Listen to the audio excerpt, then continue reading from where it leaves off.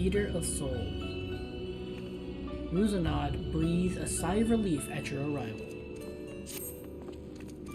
Ah, Tenant, I had a feeling you would arrive soon. Urgent tidings always seem to carry you in their wake, after all, and Master Fortunal recently sent word regarding his investigation. It seems he's uncovered information regarding Professor Claudine's whereabouts and the sudden appearance of Pandamonium in the ethereal sea. We would do well to meet him at once. If you have no objections, I ask that you proceed to Atioscope forthwith. I shall make the necessary arrangements and join you shortly.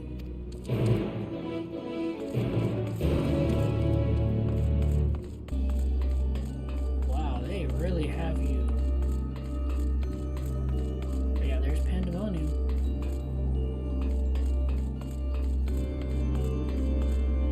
There it is.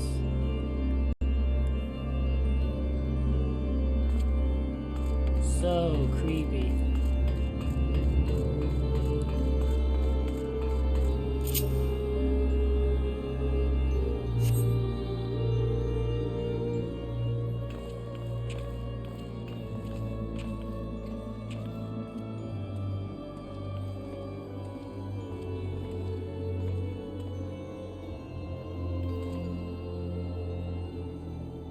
I thank you for answering my summons with haste.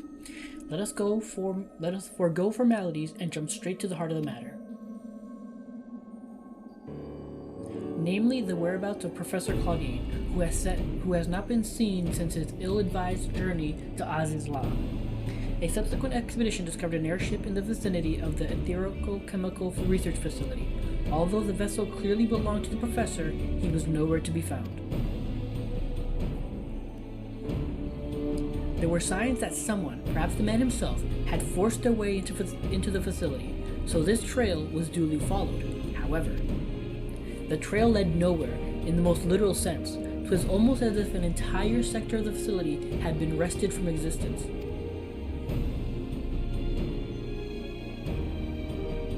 Further investigation confirmed that the expedition party's suspicions. What is these weird? Further investigation confirmed the expedition party's suspicions. Nigh an entire sector of Aziz's Law has been teleported elsewhere. Teleported? To where?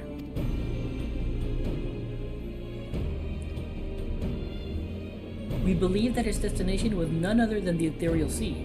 Here, we are where its Alican facilities reconstituted as the halls of Pandemonium to great success, as you can see.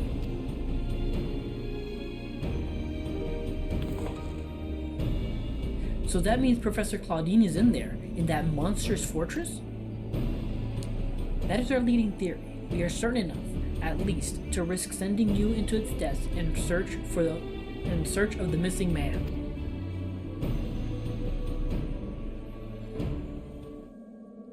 Yet before we do, there is another pressing matter.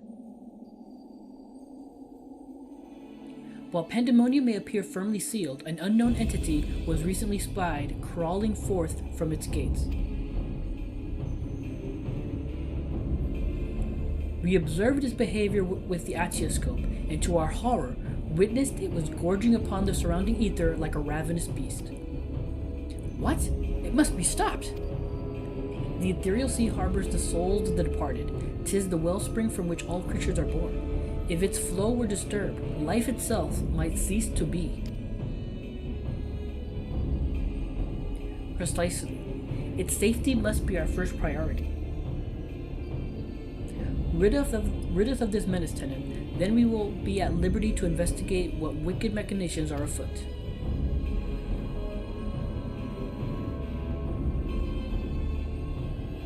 This memory crystal was recovered from Claudine's airship. Take it with you. It may yet provide some insight into the enigma of Pandemonium. So are we not going to go back to the past anymore? To Elidibus? Without Themis, there will be no army of phantom warriors. I realize you are more than capable in combat, but are you certain you'll be alright? Themis isn't the only one who can summon our illusory allies? As long as I'm free to focus on my foe, there's not to worry. Ah. That's interesting that you literally in canon say, hey, I'm not the only summon people. Huh. They're both really good. I'm gonna go with the first one.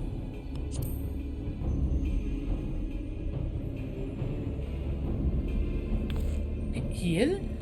Why, of course. I should have known someone of your talents would master even the ancient arcane arts. Apologies for my failure of imagination. Once we are freed of the looming specter of Pandamonium, you must promise to share your knowledge for the sake of thorough reports, of course. In the meanwhile, I shall focus my efforts on providing you with what information I can and support I can. I shall gather researchers from the confluent to construct a means to convey you to your destination. The rest is in your hands.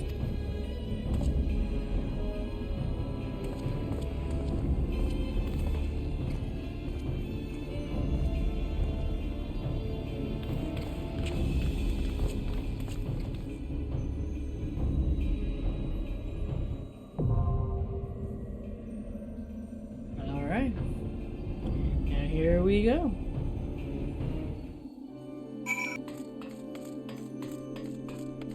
See what they say.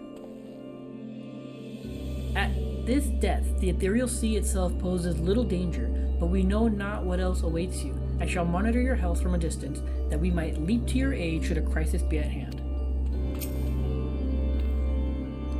In truth, my days are stuffed to the brim, what with all the record-taking and document fetching. But worry not. The knowledge that the realm's survival hinges on my effort sustains me. Right. Okay. It's interesting that this fight is... We're not going to the past to, check on Elidibus and Hephaestus and all that crazy nonsense that happened last time.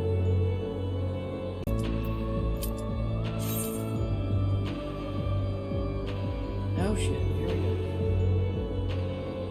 Oh, come on, DPS, you have no excuse. DPS, you have no excuse.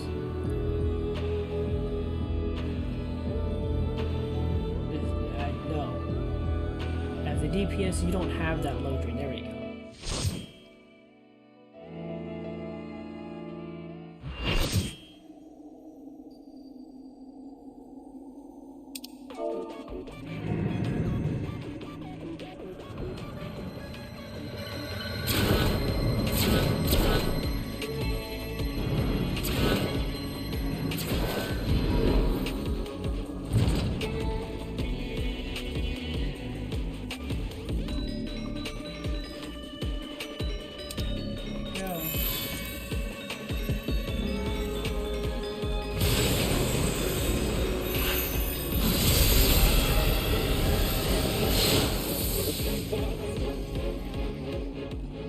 My feast must not end. My feast must not be interrupted. Oh, he can talk. Mythic creation Coctitos. Okay. Okay, silent.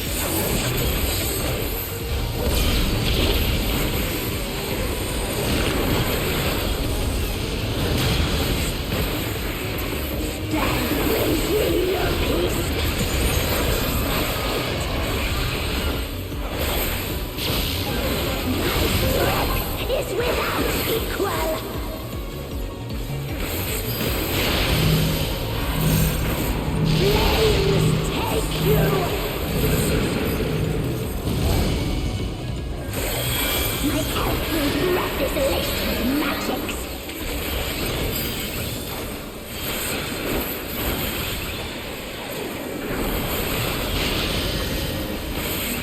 I find you.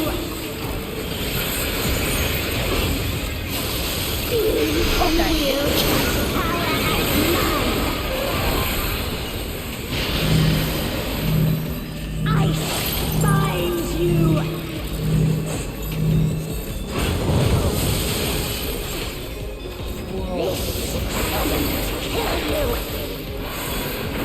That's confusing all over. Another fleeting diversion.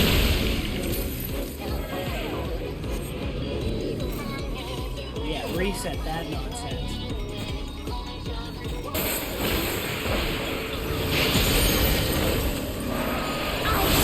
Find you. You can wield such power as mine. How are you going to do Flames take you.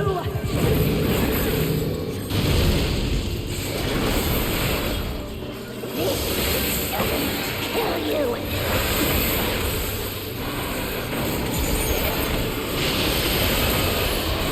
Another fleeting diversion.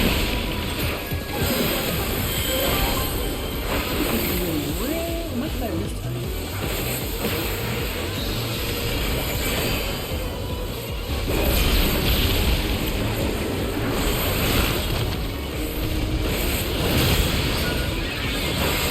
All people killing to be alive, and I'm always happy to oblige.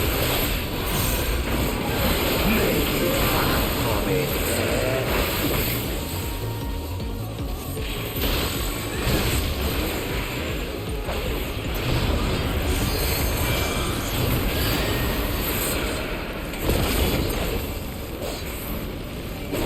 The first drops are always the sweetest.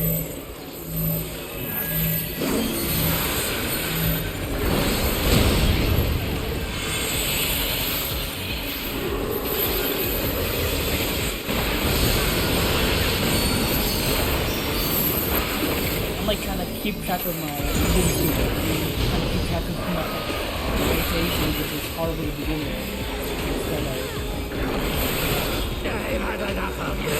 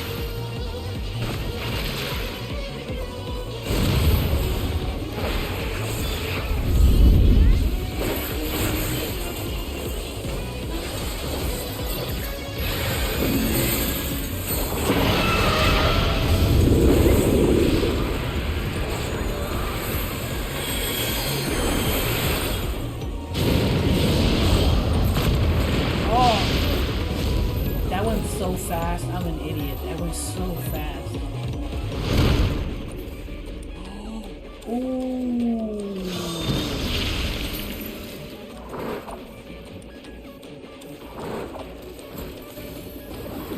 Damn.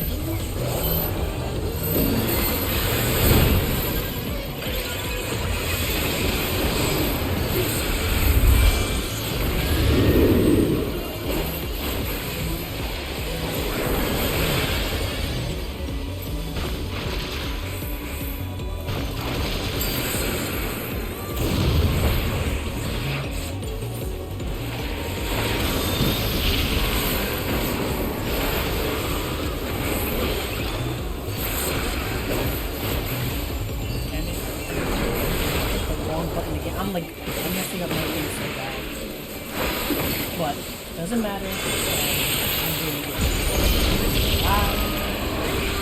Bring it down to the light.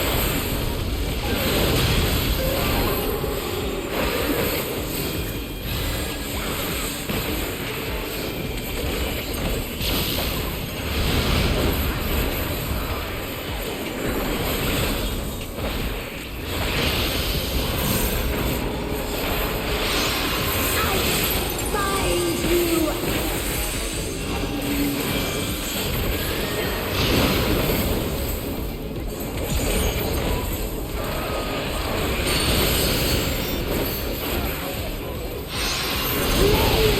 Take you!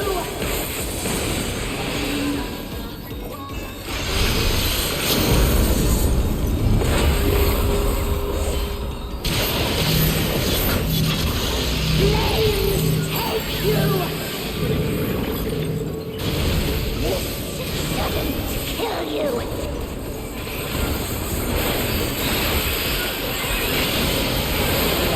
You got it. You got it. There's nothing.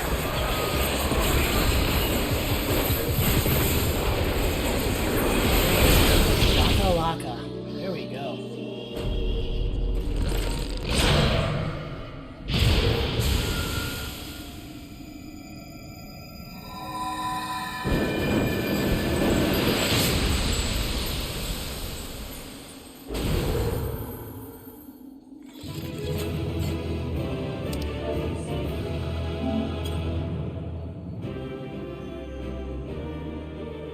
There we go, buddy.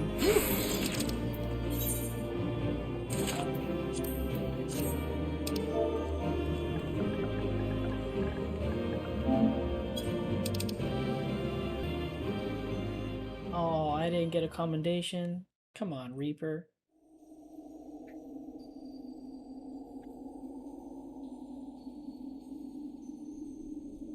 Impressive work, Tenon. Their memories of your tenacity were not embellished in the slightest. Do not be alarmed. A proper introduction shall set your mind at ease. The bitch.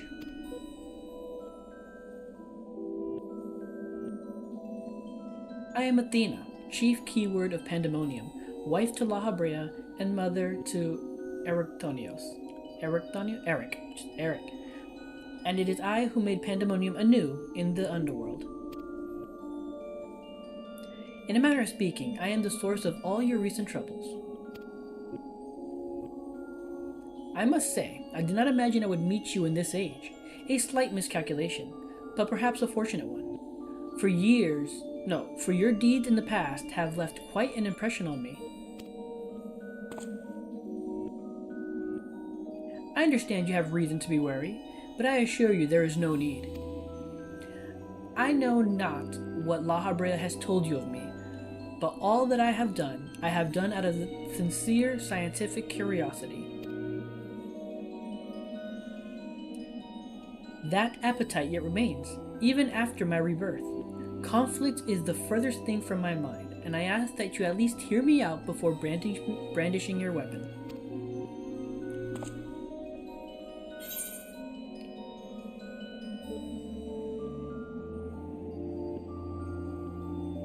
Oh, you were reborn? Give Claudian back. So you have no intention of halting your research? Oh, man. I like the one that's like like a literally statement, and the other two are literally like questions.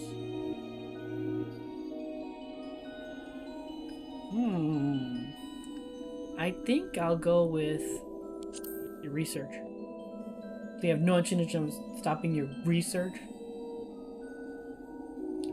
I have not endured this long journey to let my dream of godhood go unrealized. The souls of the ethereal sea and the man you call Claudian are indispensable to my work. Worry not, for I treat all my tools with care, especially those with which I will grasp godhood.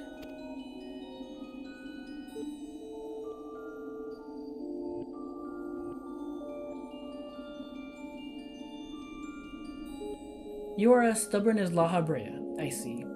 Although I speak in earnest, you refuse to hear the meaning of my words. Perhaps you would be better served by a different teacher.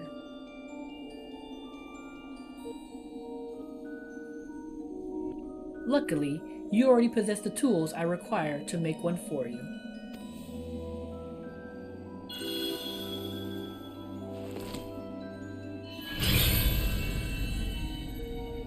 Yes, that crystal teems with memories. Memories of two souls you know quite well, La Habrea and Eric.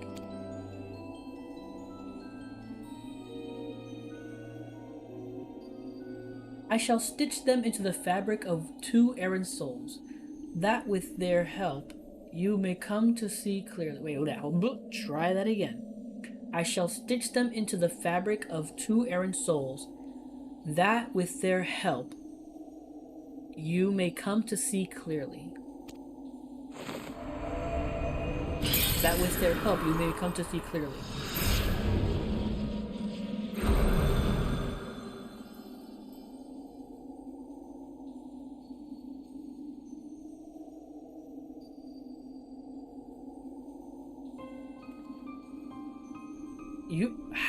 Where are we? Surely these two have much to tell you of me, and I would have you listen. Perhaps then you shall better understand me, my desire for godhood. There is another, but their soul has proven difficult to work with. However, with these memories, I may very well manage to weave together something presentable. You have a place in my plans. I do hope that in time you come to realize that cooperation is the best path forward. Wait, so we're not going back to the past?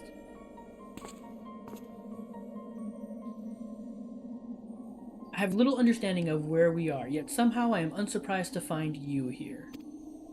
At present, I have more questions than answers. Perhaps you can help me address this inequity. Inequity? Is there somewhere we can speak without fear of interruption? Like where we are right now? We can literally just talk where we are right now.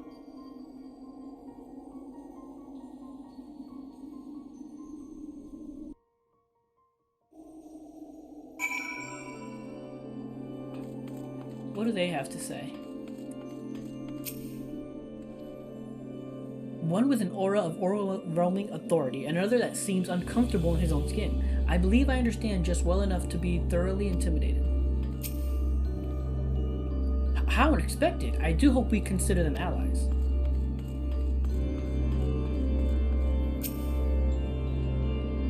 Some hints. I can glean from the surroundings, but I would prefer you simply cut through this knot of questions.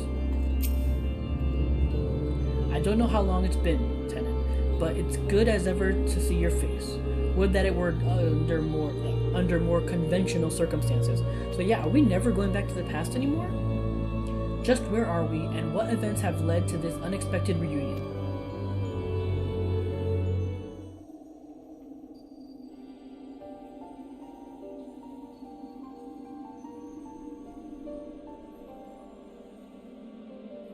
Ah yes, I remember you telling us about this memory crystal. To think that it contained our memories.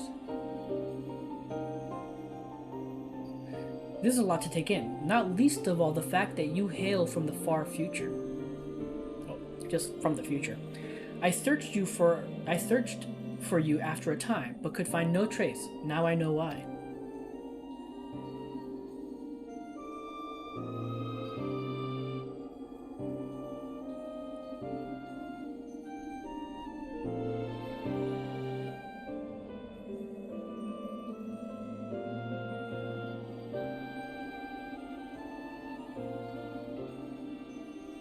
Our age had its share of surprises. If my memories are to be believed, the supposedly world-ending final days came upon us. Yet here we are, in a future where you, at least, exist.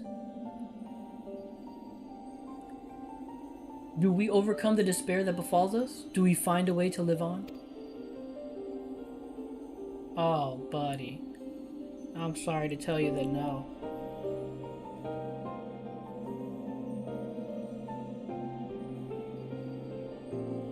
Questions without simple answers, it seems. Let us take heart that life endured in some form.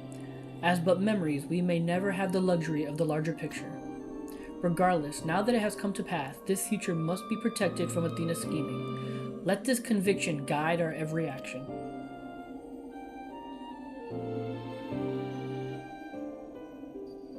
Agreed. But as memory is given fleeting form, we are bereft of any physical or magical talents. We cannot aid Tenon in battle. Nay, Athena meant us to speak and nothing more. But though we may be tools, we need not be slaves to her whims. We will tear ourselves from her grasp and shatter her ambitions. I must wonder how she knew of our history with Tenon.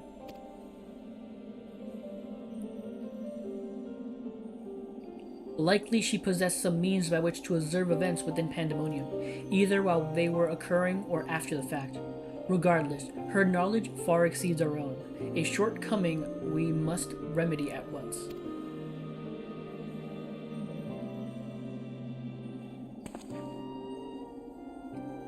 We would do well to learn more of Pandemonium now, dominating the landscape of souls. Tenon's colleagues will doubtless prove to be of value in that respect.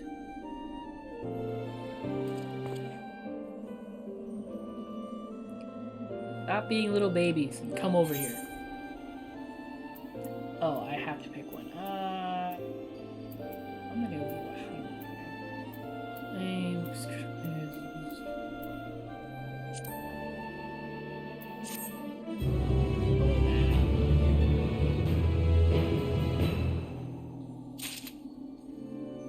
Oh, things are never easy. They're never easy. Are those two over there researching this? Try that again. Hold on. Are those two over there researchers from this era? We must share what we know at once, that we might piece together this vexing puzzle. Pandemonium awakens. La Habrea is eyeing the frightened researchers with a mix of curiosity and derision. Why do your companions hesitate to approach? We may be unusual visitors, but time is of the essence. Bring them here.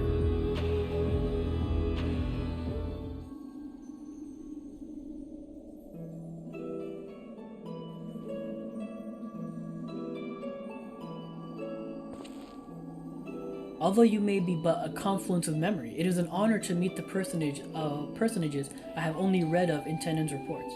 As a researcher, this is beyond exciting, but I admit to no small measure of fear as well. I know what you mean. I can scarcely stop my legs from shaking. We're powerless to do aught but speak. I see no reason why you should be afraid. It isn't my life I fear for. I only fear that I may not have the chance to ask you all the questions now burning a hole in my mind.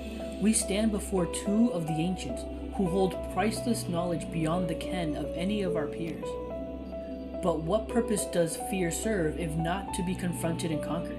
To that end, we shall share with you our records, and perhaps together we can find the thread which will lead us safely out of this conundrum. Information shall be our most precious resource, for that is the only weapon we can find or we can wield in these forms. Our memories are at your complete disposal. We can start with Athena, whose thirst for discovery would see all life consumed. Her desires haven't changed. Still, she seeks to transcend her mortal existence, so that she might unravel the mysteries of life. She would become a god. But don't Ascians have to choose to die? I thought that was the whole thing about them. Because Heidelin, she technically was one of the people who did not return to the star after her mission was complete, and that's why she wore white. So, I thought that was the whole point, where they can't die unless they chose. I don't know. A nebulous concept, but Athena had her own ideas on what divinity entailed. In her mind, a god can create souls at will. Thus, she chose the underworld, or the ethereal sea as it is known in this age, as the staging ground for her final experiments. Here lies a practically bottomless well of ether. Even if it means stemming the flow of life itself, she intends to continue her work. She thinks of nothing else. We caught a glimpse of Athena as we came into this world. Her smile, her voice, they were just as I remember.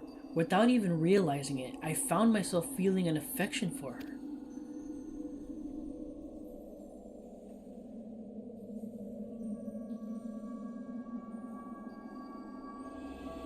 Don't look at me like I've gone mad.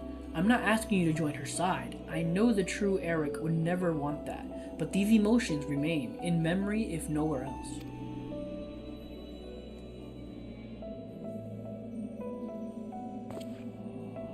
We shall remain here to compile what information we can. You must infiltrate Pandamonium and seek out Athena.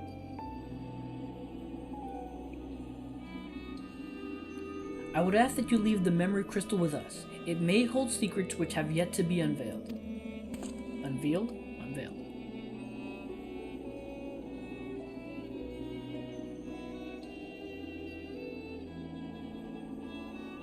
All that's left is to cross that menacing threshold. Shall we take a closer look?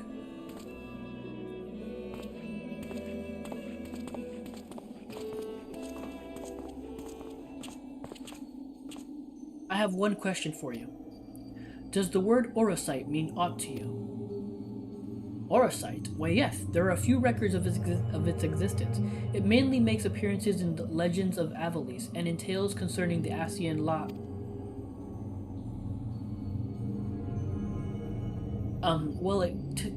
in tales concerning an entity known as an Asian. This personage is associated with the black Orosite known as the Heart of Sabak, a source of considerable power. I see. So time has not buried it.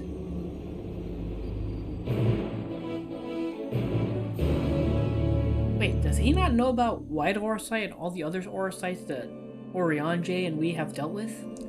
Huh? I'm confused about that one.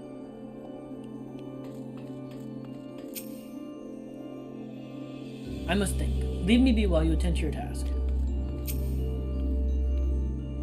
Lahabrea asked me about Orosite and has yet to say a word since he heard the answer. Did I say something wrong? He is quite intimidating in his silence. I've read that the ancients were much larger than the people of our era. Perhaps Athena endeavored to make them less imposing.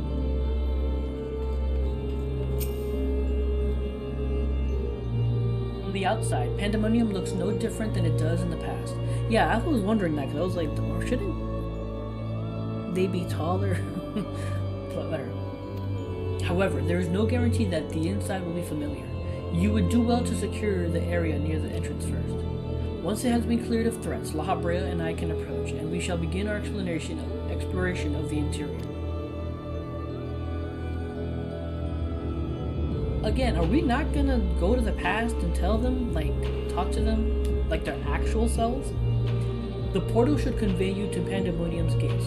I hardly need to tell you to keep your weapon at the ready.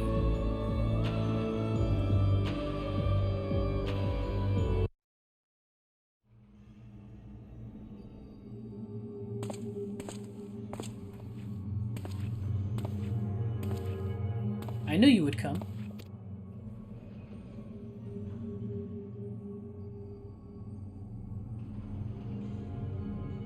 I never lost faith that we would meet again. I told you as much, did I not? That's not the real you. I understand that you may be confused. I was too at first. You see, I am not the true Themis. I was made by Athena, molded from one of the many souls at her disposal. I am only an illusion built from memory, no more real than Lahabrea or Eric. Even so, I believe I have a grasp on the situation. This is the distant future. A future where Athena lives once more. Although the means of her rebirth are yet beyond me, you are here to stop her. Have I the right of it so far? Very good. I would be disappointed if you did not rise to her challenge. Although I am sorry to say that I cannot aid you. My creator has tampered with my essence, and I am oddly inclined to act in her interests. I can do naught but offer you words of warning. We will fight, and it cannot be avoided. There is no need for that pained expression. Remember, I am but an illusion, nothing worth shedding tears over.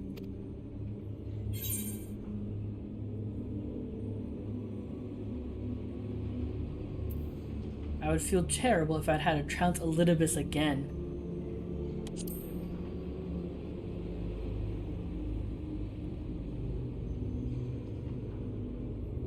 I know not what is in your mind, but I must stress once again that I cannot defy the urge to stand against you. Athena's hold over me is unyielding. Still, I would ask that you listen carefully to the advice I offer you now. Athena has prepared a new vessel to replace Eric, so that she may become a god. By gathering the souls readily available in the Sea of Ether, she tempers her own essence. Yet the souls are faint, diffuse. She doubts whether they are sufficient for her goals. So she has turned her gaze to you. Despite your thin ether, you managed to lay Hephaestus low, and Athena would know the secret of your strength. Oh, so many people have tried to grasp that. To that end, she has prepared an experiment for her observation. Fight for your life against Athena's creation, and in doing so, give her the knowledge she desires.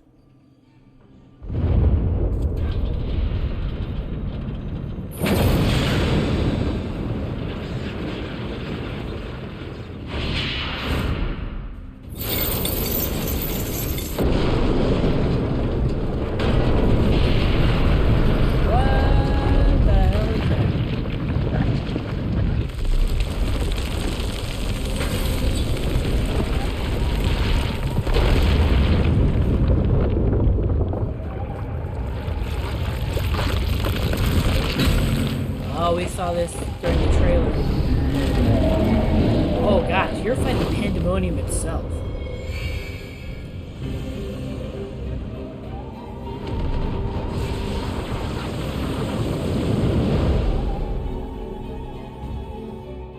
Oh god. This is gonna be bad. This is gonna be very, very bad.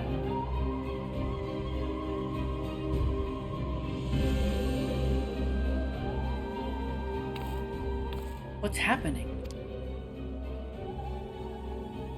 Athena has made her move. We must find a way to reach her, or all is lost.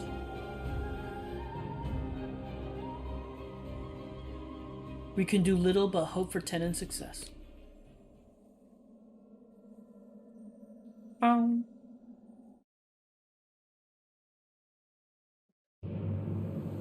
no, it's still a little cutscene there.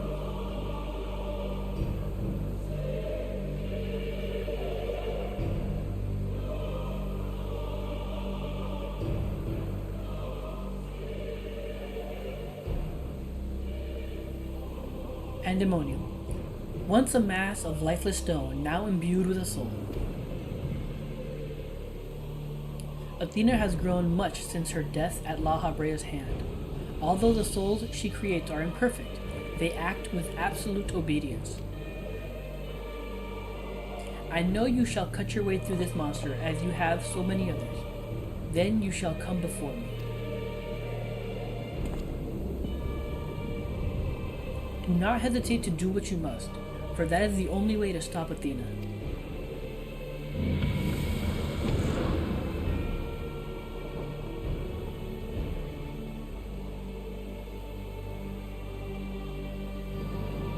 I mean, that is a little sad. It's a little sad.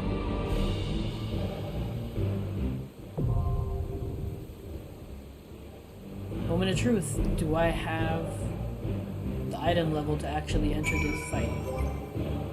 I might not.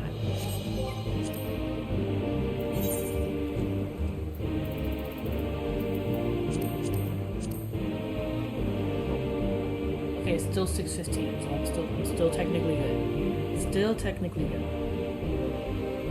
Sorry. I never read this one. Let me just go. Like a blotch of dark ink on a serene canvas, Pandamonium now floats foreboding upon the ethereal sea. From its gates has emerged a beast with an insatiable appetite for souls, and its feast threatens to sever the flow of life itself. Although Pandemonium's mysteries beckon to you from the darkness, you must first quell this immediate threat to the star. Also, what exploded out of him? You saw all those soul things come out? I wonder if that's going to come back at some point. Now, you steel yourself to brave Pandemonium once again, but your advance is blocked by a familiar face, Themis, who has been molded by Athena from memories of the past and souls of the present. Although his voice is friendly, he says that the stirrings of his creator force him to face you as foe. Before he departs, the massive stones and impregnable gates of Pandemonium arrange into a twisted form. This verboten being serves a singular purpose: to crush any who would oppose its mother's plans. Okay.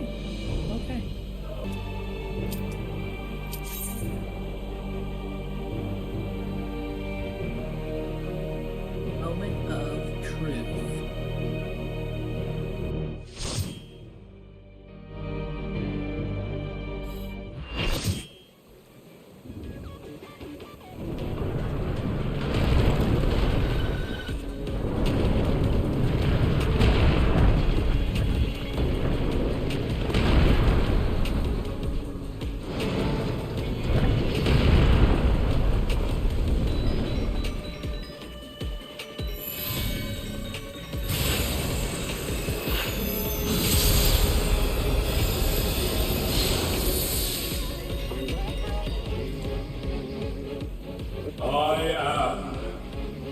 Pandemonium. From countless failures have I wrought miracles. Into soulless vessels I breathe life. Demonic Dungeon Pandemonium.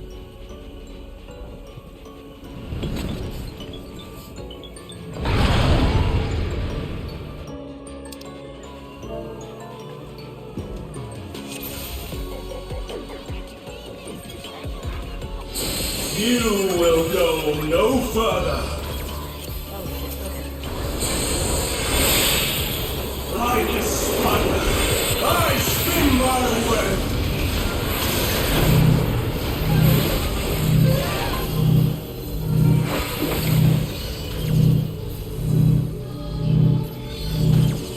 Oh god.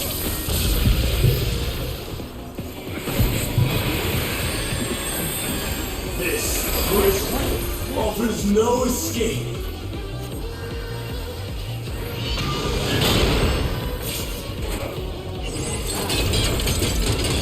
What is happening?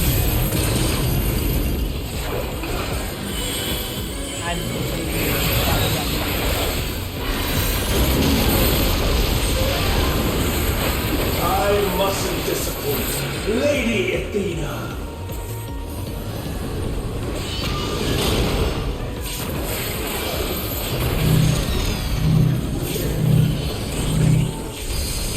Like, people are not going into...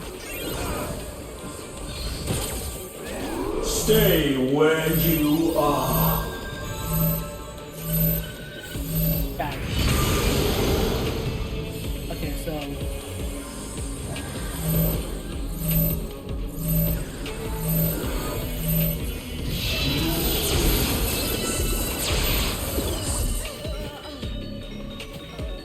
yeah, that was not good at all.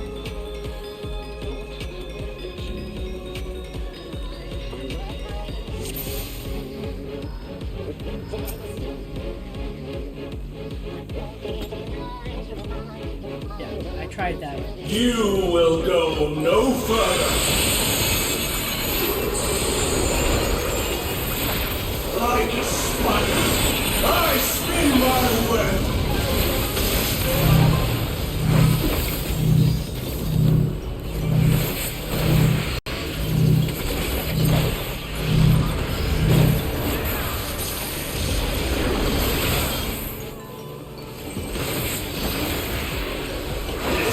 Prison offers no escape.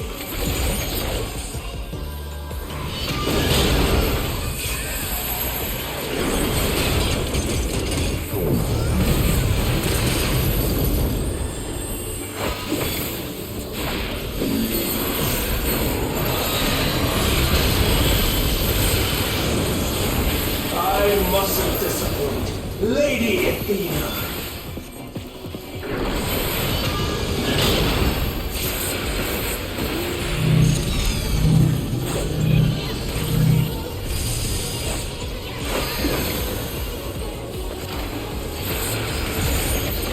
Stay where you are.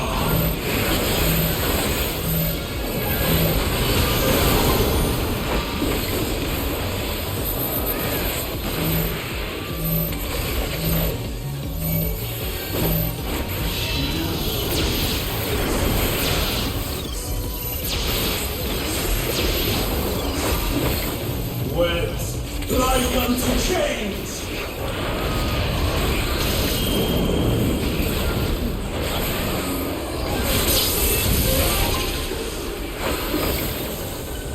A tangled morsel, awaiting death.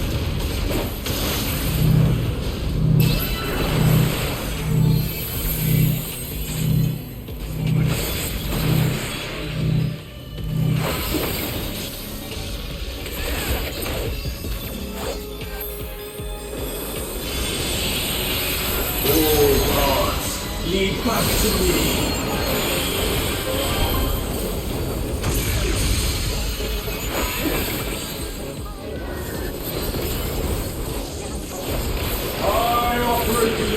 Of Lady Athena's power!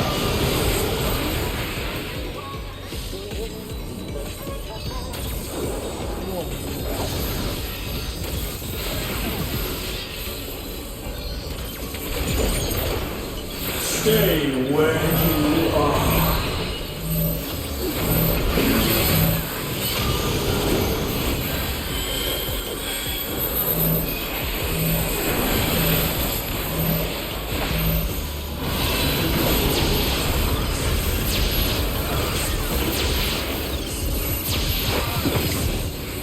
A tangled morsel, awaiting death.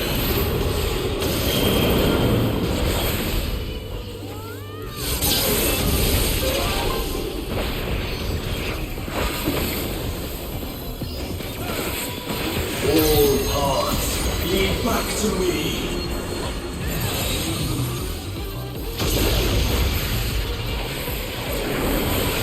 These bars are unbreakable.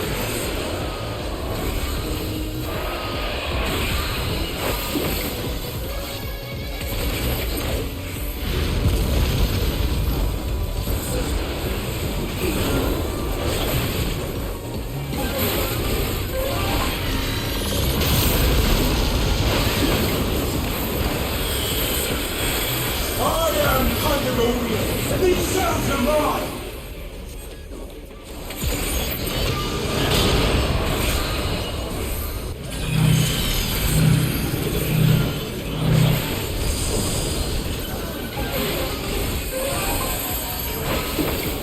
Stay where you are.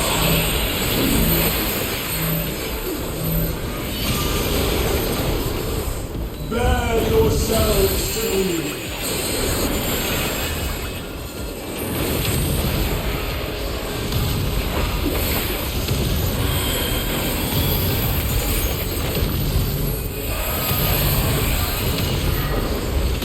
Your punishment shall be unending.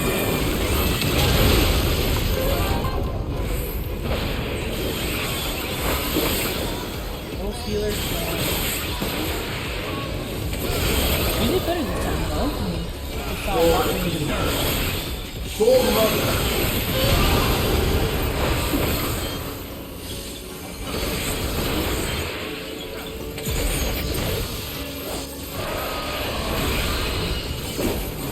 I'll give you special cells. Ooh, thanks so much.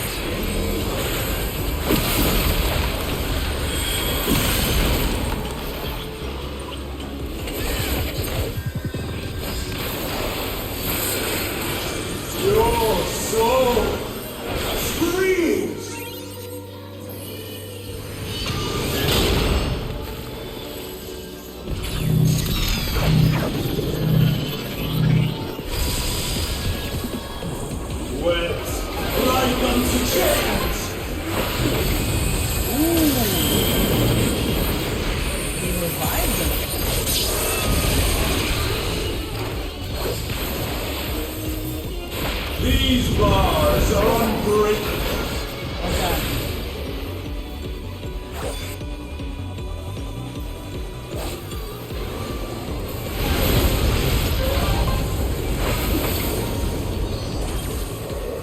Stay where you are.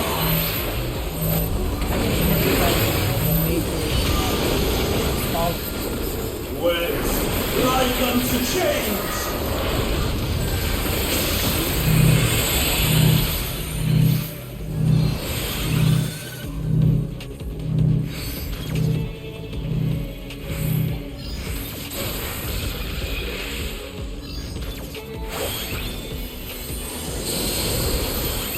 All gods, be back to me.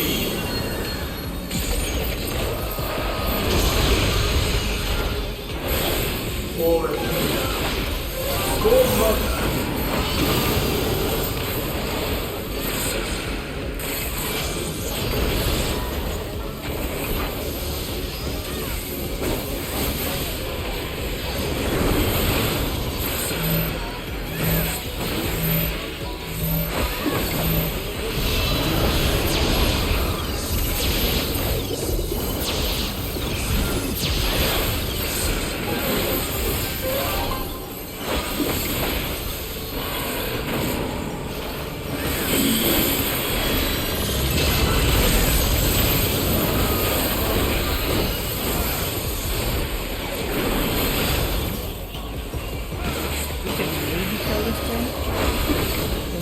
Screw up anymore. But I think we're good, because I think we see how it can. Your soul scream.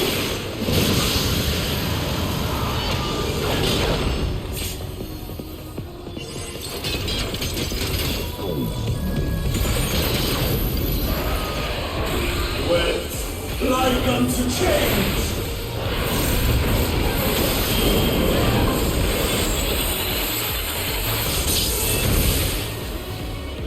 There we go. Leap.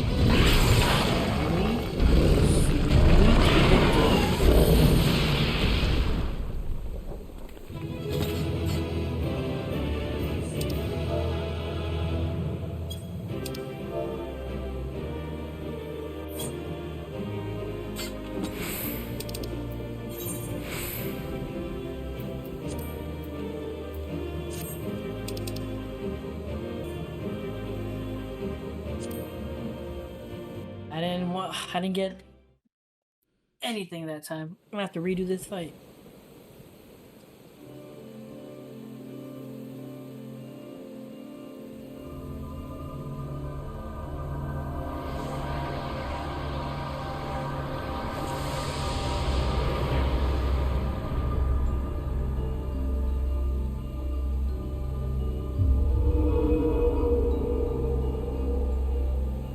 What?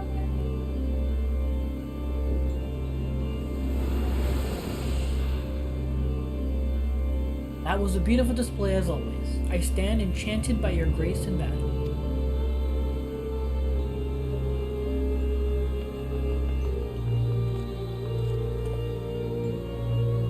Pendant, is that?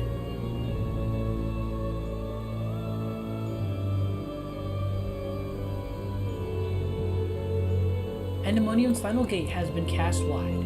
I shall await your arrival beyond.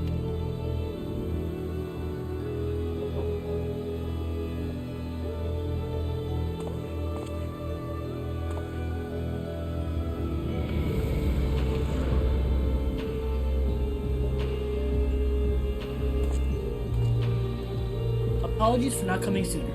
This base is enveloped by some fell energy, and we couldn't risk venturing through it before taking due precautions.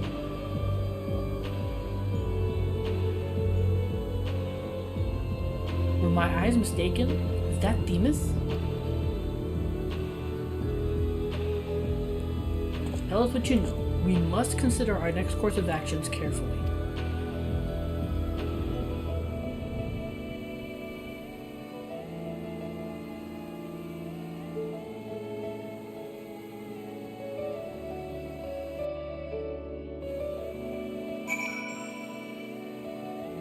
Oh man.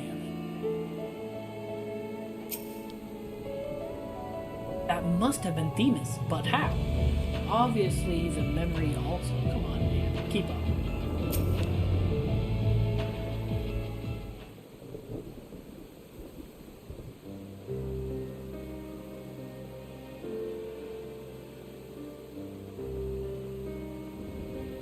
I ought to have anticipated this. If she bore witness to past events within Pandamonium, Athena would have found Elidibus impossible to overlook. Few possess such a talent for magic, to say naught of the emissary's discerning judgment. And so she found his soul upon the tides of the ethereal sea, and used his memories to craft a puppet that would serve her whims. Unfortunately, I can tell you right now, she did not find his soul. She's used somebody else's soul. I can tell you that right now, buddy. But is what Thema said true? She imbued Pandamonium itself with a soul? To breathe life into that which should never live, Athena's research is fast approaching its culmination. Fortunately, with the information shared with us by your friends, we've made some strides towards figuring out how to stop her. A crystal called the Heart of Sabbac may be the key. The researchers related a quick but thorough history of events leading to the present, the sundering of the star, the emergence of Athens, and the calamities they brought to bear upon the realm.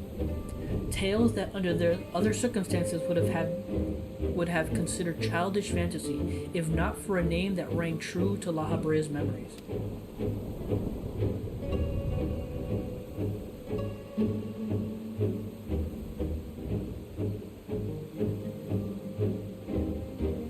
The Heart of Sabbac, to you, the secret of the Ultima weapon's might, not least the spell known as Ultima, and the source of enduring mystery.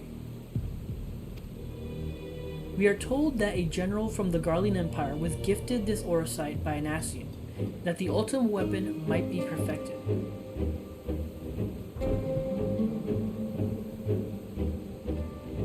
The identity of this shadowy benefactor, however, remains a curious unknown. Let's not say nothing. You seem to be a veritable trove of uncommon knowledge, if there is aught you are withholding.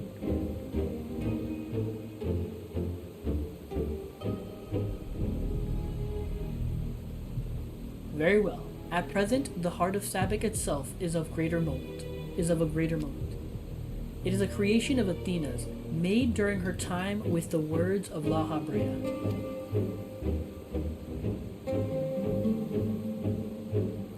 This predates even Pandamonium's construction. She brought before us a crystal she claimed to have chanced upon, saying it contained immense power. She dubbed it Orosite, studying it with a fervor unusual even for her. The eventual fruit of her efforts was a Stygian crystal unlike aught we have ever seen, the Heart of Sabbac.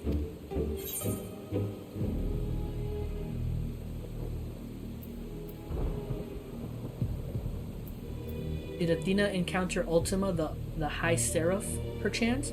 From Evilise. That's the thing from Evilise.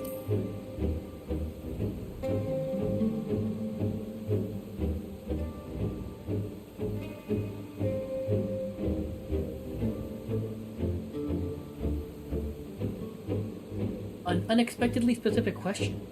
I gather that the Heart of Sabbac is not the only Orosite in this area. Regardless, I know naught of this High Seraph. Athena was never forthcoming as to how she found the crystal, though we came to suspect that it was not of our star. Much later, we discovered that the Orosite magnifies the desires of those who come in contact with it. This would do much to explain Athena's actions following her recovery of the crystal. Alas, this realization came too late. By the time I moved to seal the Orosite and its insidious influence away, Athena's plot had already been laid. So what became of the Heart of Sabbac? I took it from Athena's laboratory after I ended her life. The density of the ether within was unlike anything I had observed. I knew its capacity for destruction, but further analysis proved impossible. I elected to safeguard it myself. It is possible that Athena herself obscured the crystal's contents. Even were her memory stored within, I would have remained in ignorance. if she included some mechanism by which to give these memories form, as she did with her own, she would be reborn. Ironic that I should have protected those very memories in the name of safeguarding the star. Fate is loath to see mistakes go unpunished.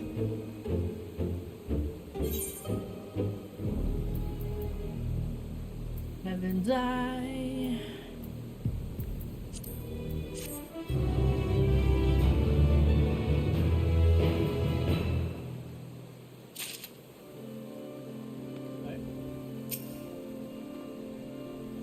The monster unleashed Ultima.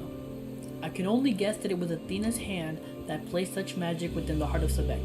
If so, it's only natural that she would gift her own creations with such terrible power.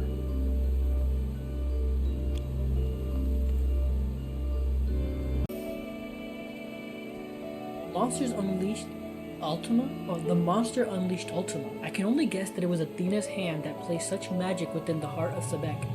If so, it's only natural she would gift her own creations with such terrible power.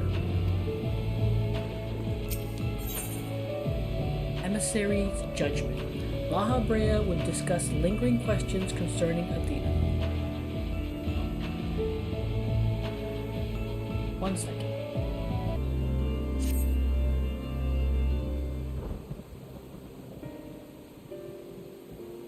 I've told you all I know of Athena and the many secrets she's kept hidden from the world.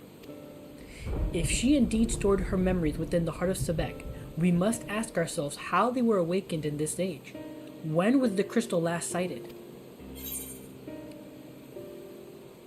During my fight with Ultima. Is that true?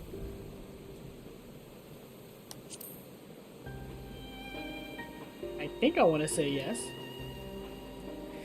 In which you triumphed, but failed to recover the heart. Yet according to your colleagues, there was another Ascian on the battlefield that day. Oh, there was another on the battlefield that day, an Ascian. And this selfsame Ascian was later struck down at a location known as the Etherochemical Research Facility. Oh, God. I've heard that name, and recently, the site of Professor Claudine's disappearance.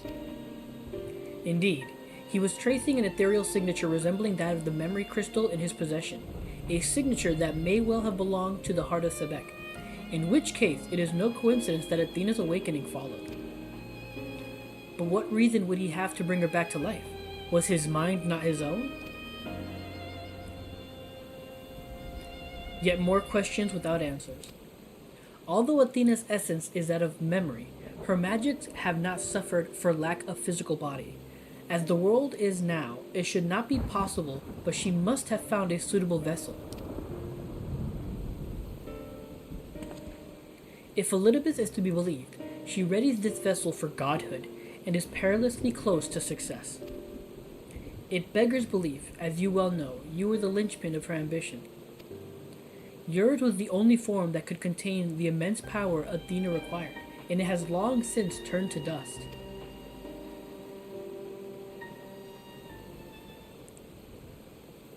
As pleasant as this discussion is, we require more information if we're to unravel this mystery.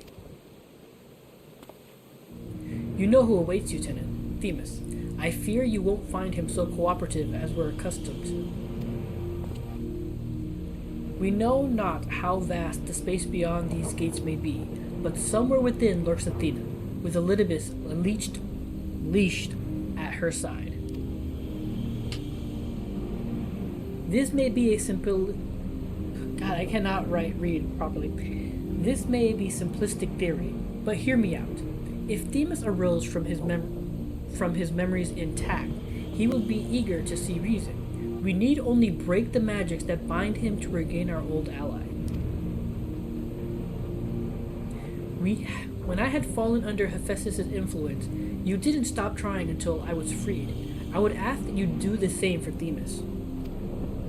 Though none of us are real in the conventional sense, I feel it must be done. Themis would never have wished to be your enemy.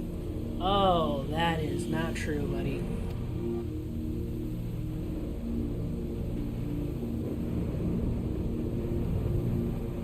Eric's perspective is a sentimental one. Elidibus may possess privileged knowledge. To question him unimpeded by magics would be ideal. Agnes broke free of her bonds in her final moments, suggesting that Athena's hold weakens under the weight of combat. You might use the same principle to unshackle Elidibus's mind. But remember that our very nature is fragile. Even if he inhibits a vessel with which to meet you in battle, I am certain it is not meant to endure. If left weakened for too long, his ether may dissipate back into the ethereal sea. You had best act quickly. But yeah, it's too late for that. There's already part of it that's in the ethereal sea.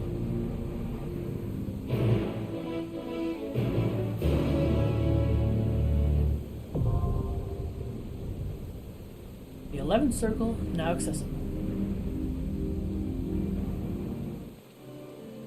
Now, what did that say? We know not for how long we'll have free reign to go between here and the Ateoscope. We'll remain here for now unless absolutely necessary. The crystal, I have returned it to the safekeeping of your colleagues. I could find nothing new amongst the memories stored within. This space, on the other hand, is fascinating, wrought by the same power that keywords wielded, perhaps.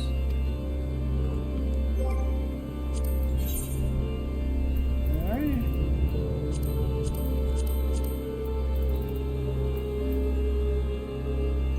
Now for the waiting game.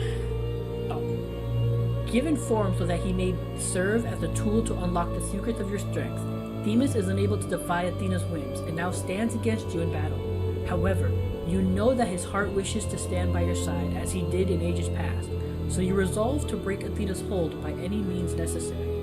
Then you might join forces once again to walk through Pandamonium's gates and fell the evil which lays beyond. Cool. Here we go.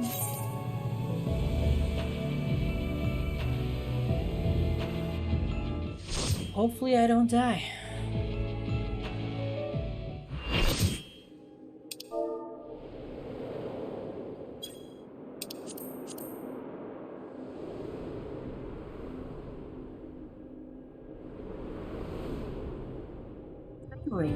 How nice. How fitting. I suppose I have Athena to thank for this incarnation. I have long considered how I might stand against you, I admit. Oh wow, they actually have In Elidibus's transformation, voice. I present to you my truth. I am Endwalker. Wow, he even looks kind of like the Warrior of Light to begin with.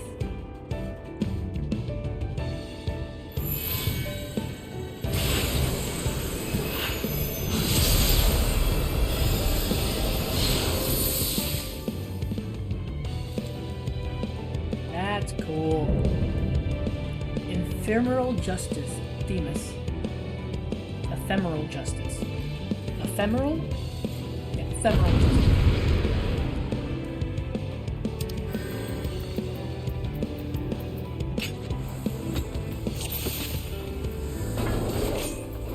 My heart quivers in anticipation.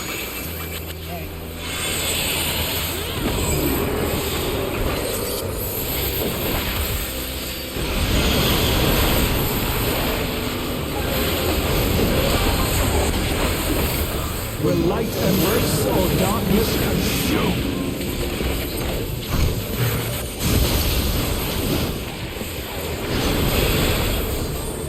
Did I dodge that?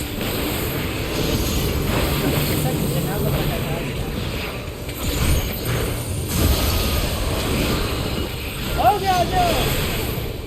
Okay. Holy Christ.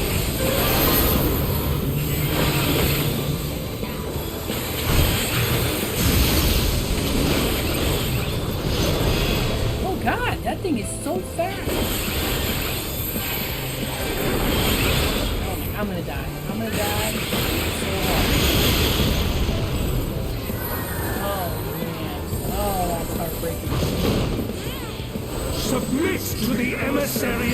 judgment! The balance must needs be maintained.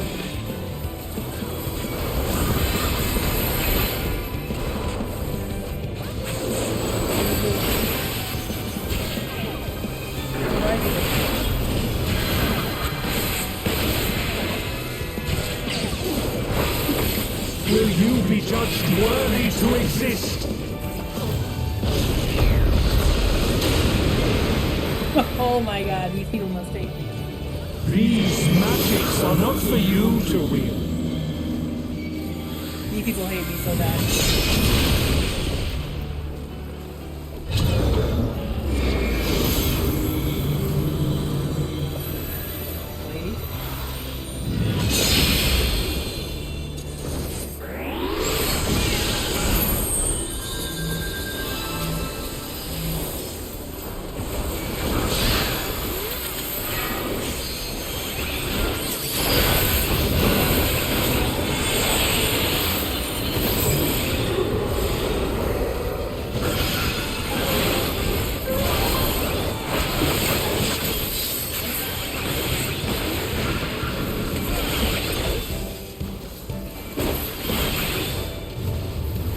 Will light embrace or darkness consume?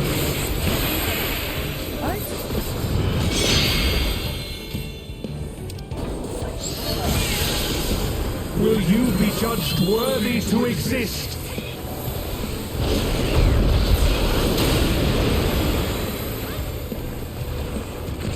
Now to take your measure.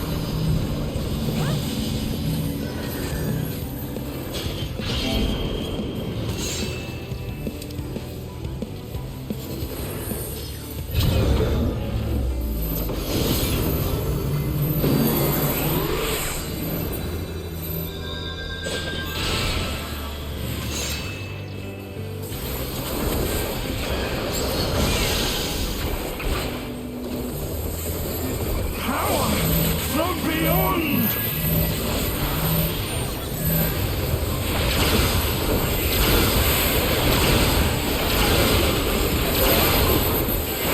Stop barking.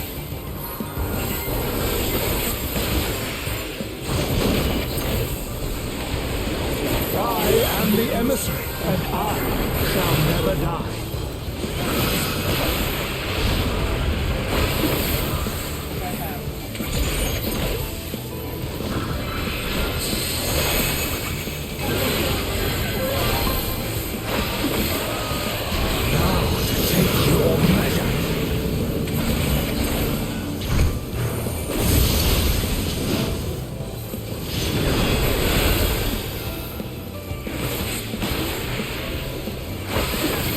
These magics are not for you to wield.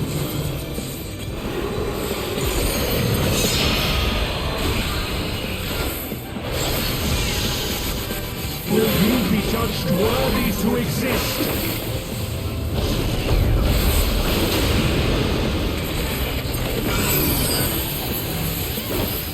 I'm trying so hard now not to die, but I'm like very bad.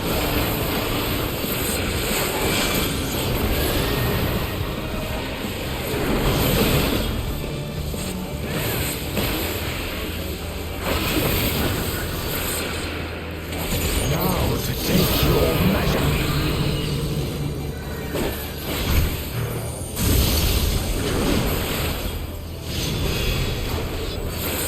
For victory!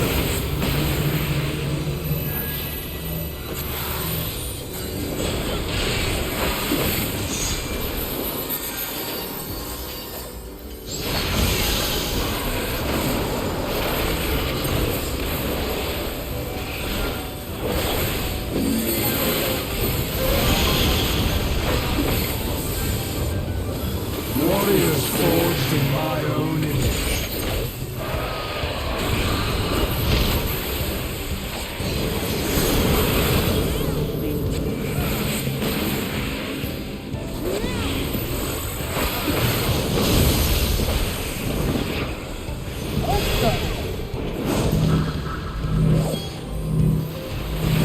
These magics are not for you to wield.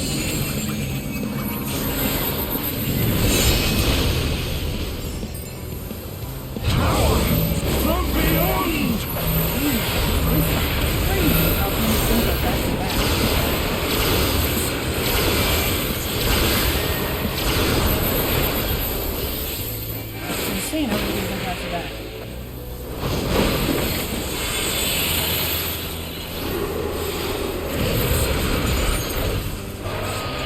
Will light embrace or darkness consume?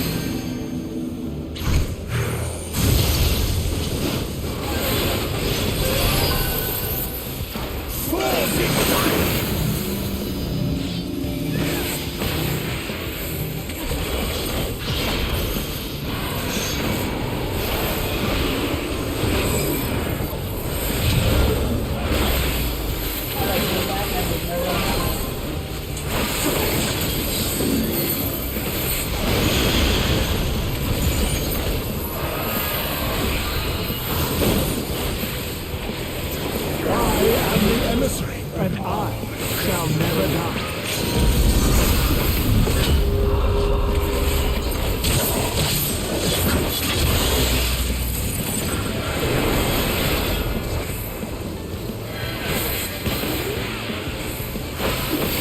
Now, take your measure.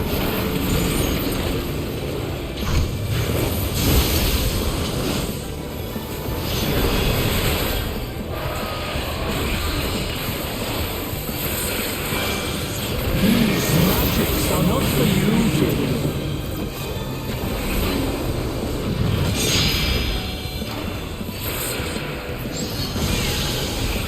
Will you be judged worthy to exist?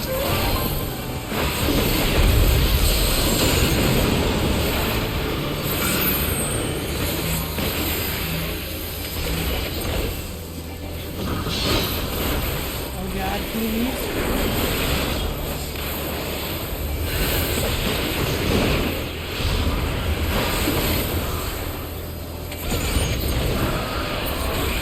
Oh, there we go. Holy crap. I didn't wipe us. I didn't wipe us. That's all I could ever ask for.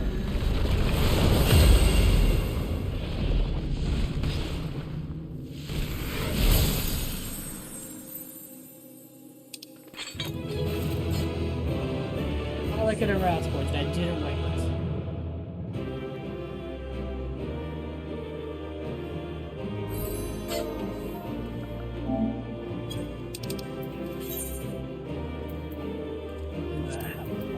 White man. Alrighty, here we go.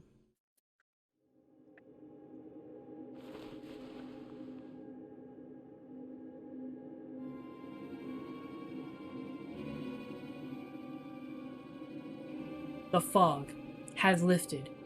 I knew that Athena's magics magnified the desires of their victims at the expense of aught else, but I never guessed what desire of mine she could exploit. Since the moment we met, I have made plain my interest in you, my desire to understand your nature. I suppose that curiosity extended to how each of us would fare in a match of strength.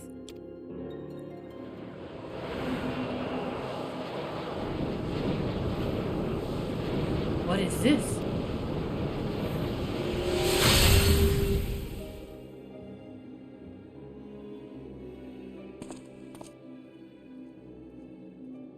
Free. Then I am no longer needed.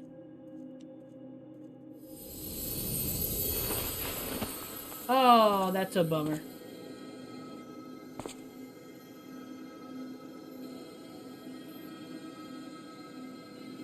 Do not look so crestfallen, my friend.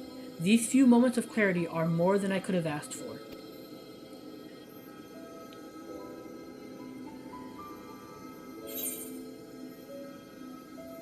Your work isn't over.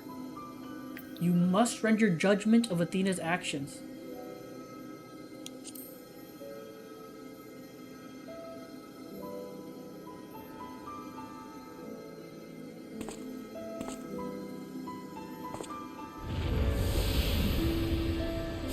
Since when do we have this ability? This warmth.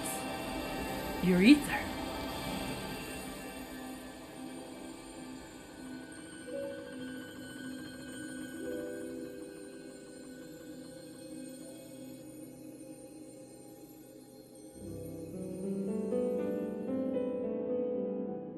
You've grasped the fraying strands of my being and tied them together with your own. Nevertheless, I fear that I am here on borrowed time. Again, when did we get that ability? I know there's been little cinematics where we give our ether to Alizé and whatever, but the way he phrased it, it's not the same what we just did. This is wild to me right now.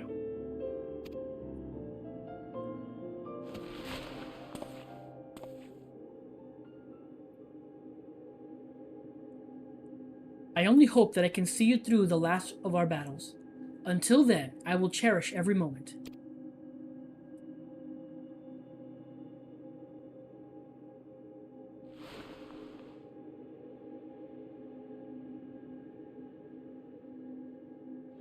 I am Elidibus, the emissary. As such, it falls upon me to judge Athena, who would disrupt our carefully maintained balance to fulfill her own desires. I swear I shall not waver in this duty. Oh my god, those are the words he said before.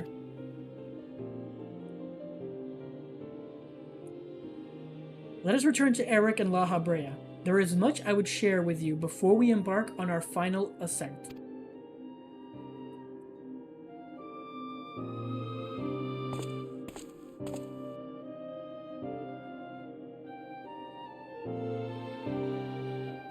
That is insane to me. Alright, La Habrea. As I surmised, Elidibus was constructed with the strength to see your battle done. Yet I fear his ether may not sustain him through another. The four of us together once again. Although I may not have directly experienced our adventures, my memories make our bonds as real as any other.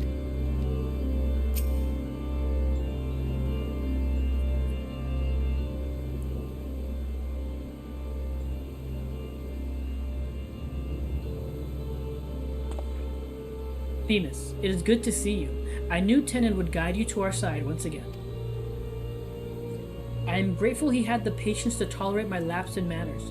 Athena's hold upon me is broken, and I pledge every moment of my remaining time to seeing that she answers for her deeds.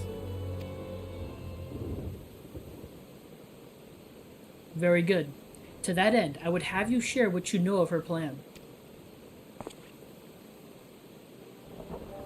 Of course. As I mentioned, Athena possesses a vessel that may serve in a creation... Let's try that again. Athena possesses a vessel that may serve in the creation of a god. It is someone Tenon knows well. A man by the name of Claudian. By a twist of fate, his body proved to be ideal for Athena's purpose.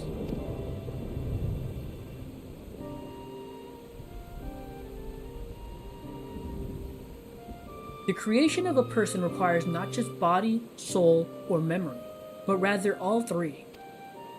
We are made from the memories of our ancient counterparts, etched upon drifting souls and given form through the infusion of aether. We lack a physical body, yet you can see and feel us all the same. We have gone through this before on the first. Athena is different.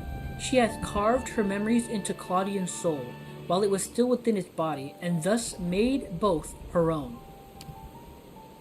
But even she is prone to error. After the sundering, beings became more fragile in both body and soul, and this difference prevents Athena from realizing the full extent of her desires.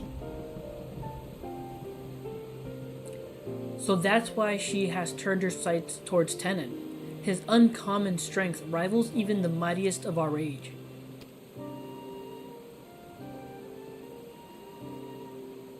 By scrutinizing his feats in battle, Athena aims to deduce the secret of Tenon's prowess and use it to fortify her own vessel. Only then will the culmination of her research be at hand.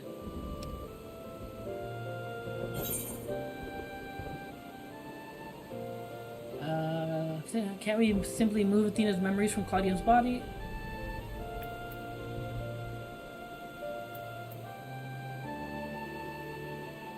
Then to fight Athena, we must fight Claudian as well.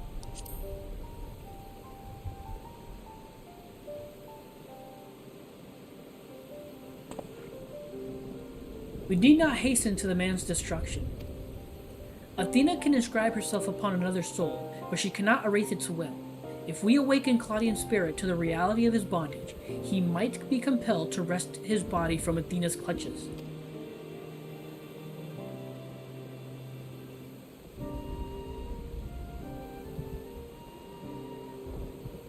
We still don't know why she chose Claudian. What makes him more suited than anyone else? Although I have never spoken to Claudian, I did witness an incident that may prove revelatory. When instructing the vessel to do her bidding, she called it by a familiar name, Eric.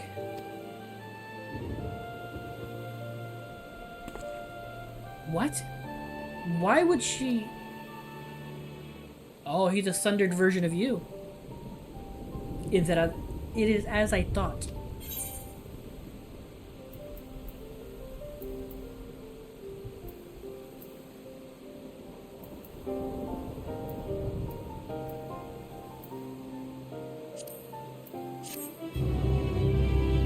My guess is that he's basically one of, the sundered counterpart of Eric. That's my guess right now. Why would Athena use my name? More questions and few answers to go around. Our course of action is clear. We must lay Athena low and rescue Claudian. A difficult task, to be sure, but one which the present company is more than capable of achieving. A mother's touch. La Habrea would discuss the plan to bring about Athena's end.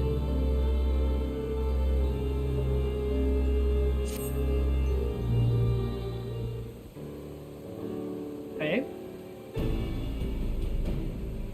Themis, you may have just handed us the key to rescuing Claudian.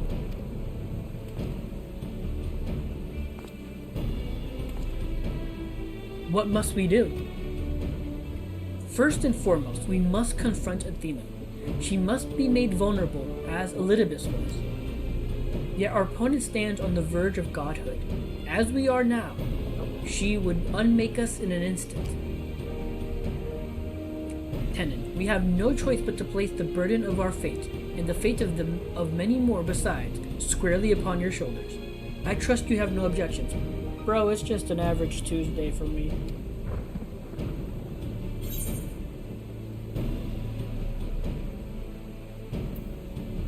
It's a burden I'm used to carrying, exactly.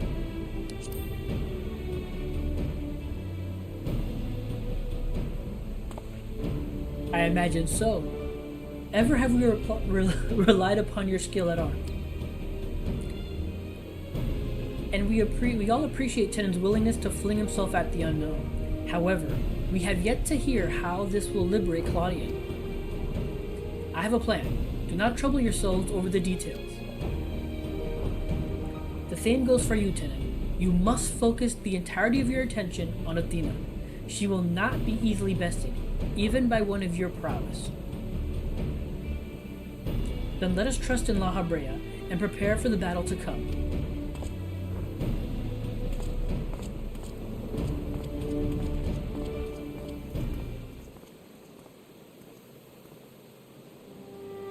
Before we face Athena, I must know. If she had never discovered the Orosite, had never fallen under its influence, would she have lived a normal life? Would she have been a mother to me? I have asked myself that same question. Questions with no answer, I fear.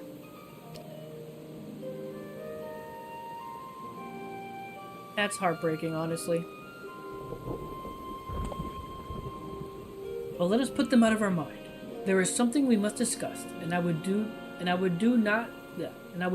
so not as La Habrea, but as father to his son.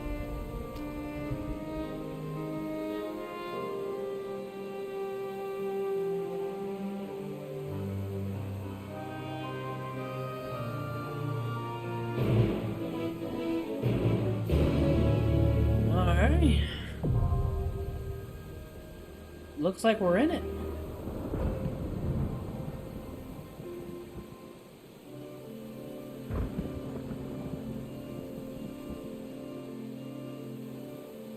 See what they have to say.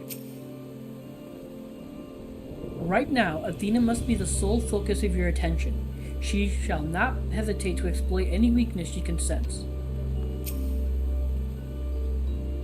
For now, we must place our trust in you. The rest must wait until we have Athena before us. Athena maintains absolute control over this space. Beyond the gate, she has doubtless built herself an abode worthy of a god, but now awaits the arrival of her supplicants. Alrighty.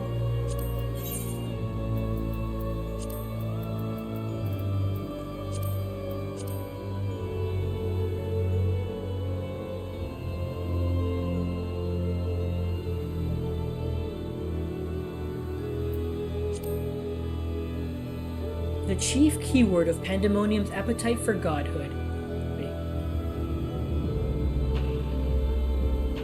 Let's try that again. The chief keyword of Pandamonium's appetite for godhood has been made only more keen by 12 millennia of slumber, and even her own flesh and blood are not but tools with which to feed her hunger. No sacrifice too great, no price too high. Athena would see all life extinguished if it brought her even one limb closer to her ultimate goal. Her wicked ambitions can be suffered no longer, so you must journey into Pandamonium's heart and cut out their source. Okay. Into the breach we go. Again, my hope is not to wipe us. That is my fervent hope. Please do not wipe us.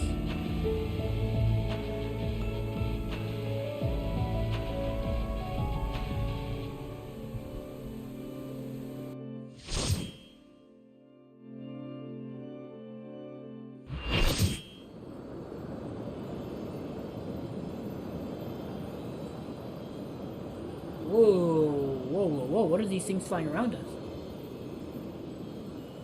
You have done well to reach the seat of godhood. Now, bear your souls to me.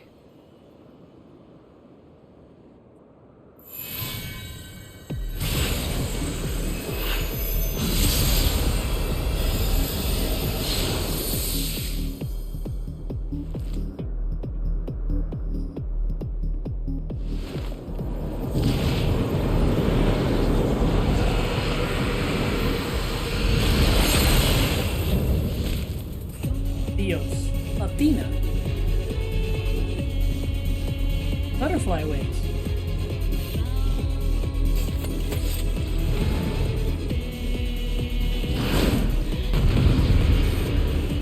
Kinda dig the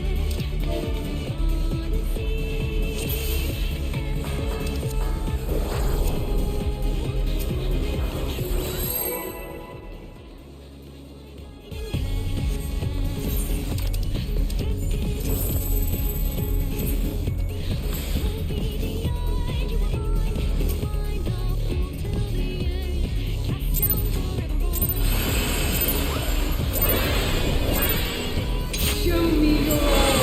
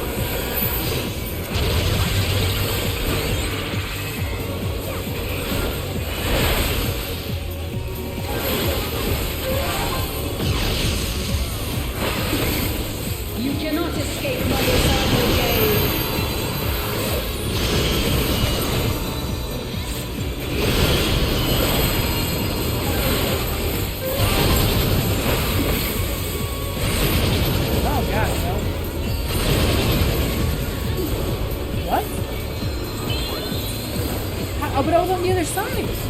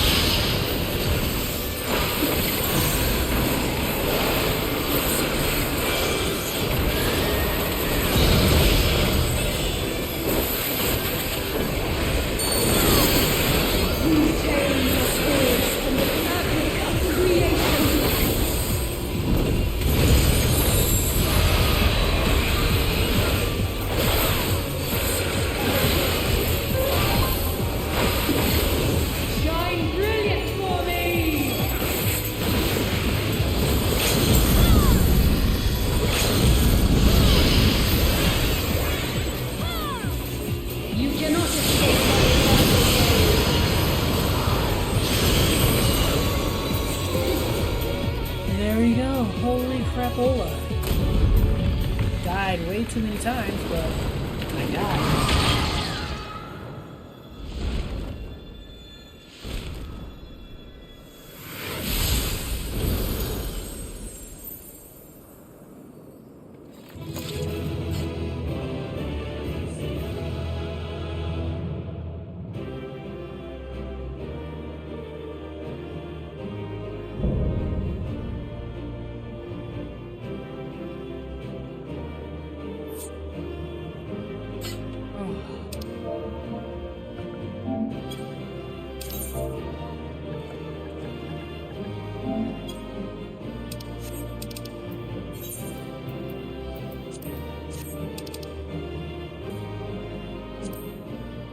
Hey, at least I got player combinations.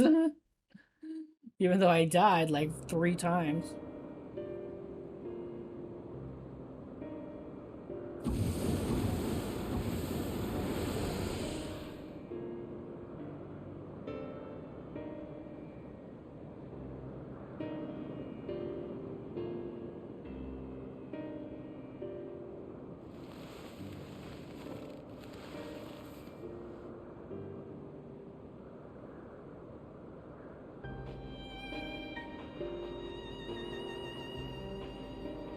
Countless years I waited within that stifling crystal, and now when my dream is finally within reach, you stand in my way.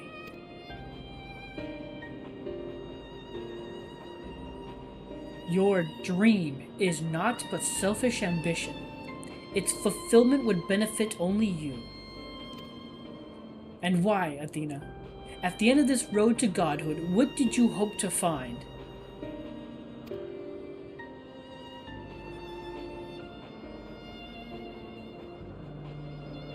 It matters not. The fact remains that she worked against the interest of the star. No, it matters to me, bro. Even so, I would hear her answer. I would know why my mother cast us aside.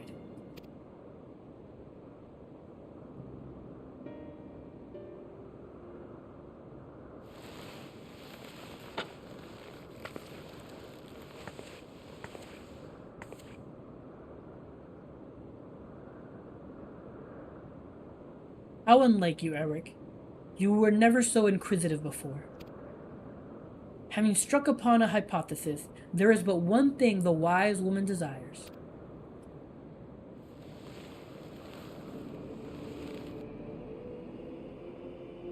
Irrefutable proof. Irrefutable proof.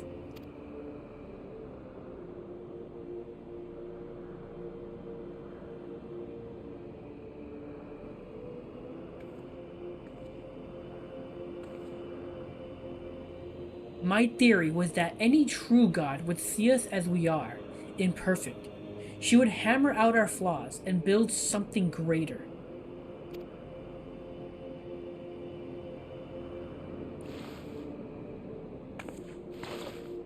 Prove this could not benefit the star.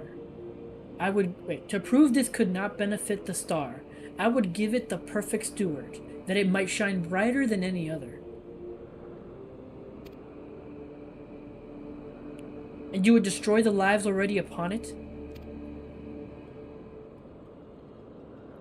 In that, I am no different from our peers. Over the course of eons, how many creations have we wrought? Such creatures cannot but usher their inferior predecessors into oblivion. Even without our meddling, nature would take that self-same course.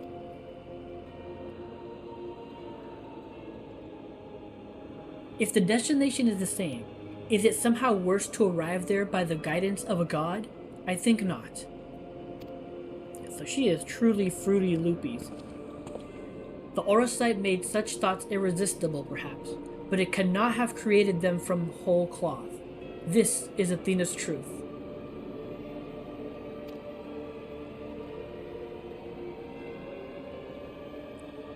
What right have you to pass judgment? You are but a vessel for my masterwork. Your purpose ends here. My only mistake was leaving you possessed of a soul. What are you saying?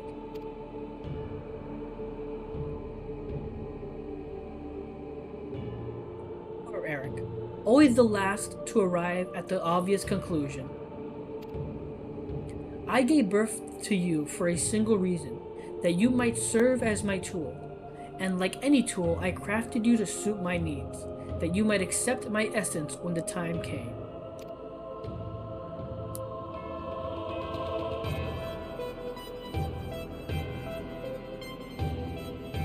Of course, I also made you more amenable to my demands, and ensured that you would feel a cloying affection to your dear mother. However, it seems that my tinkering was insufficient.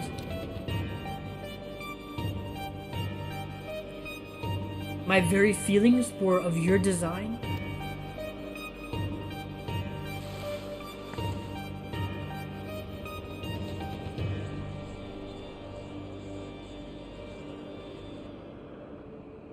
You created a boy unable to grasp even the simplest magic, ever hopelessly clinging to his mother's robes. Unable to do otherwise, I was doomed from the start. Yet here you are, standing in defiance of her design. You are more than what she made you.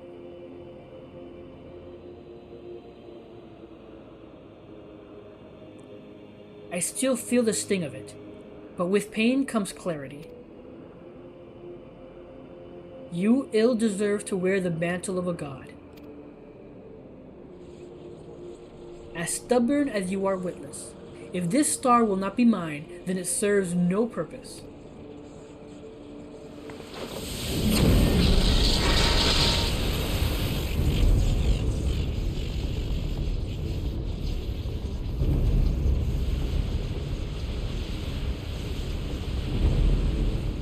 He aims to obliterate the ethereal sea and stem the flow of life. She will do no such thing.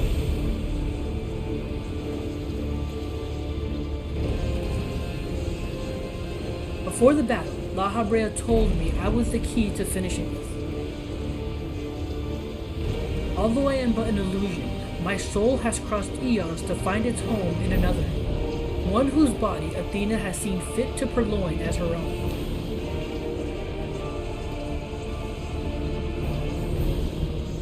Much of what I once was now resides in him. Should my memory seize this chance to follow suit, they may resound enough to wake his mind.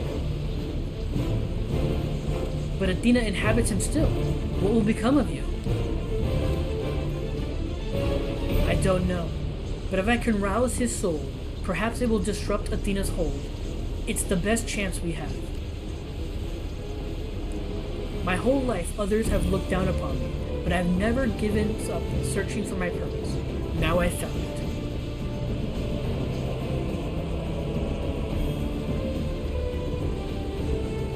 This decision is yours to make, and yours alone. Do as you will, my son. I know you shall make me proud.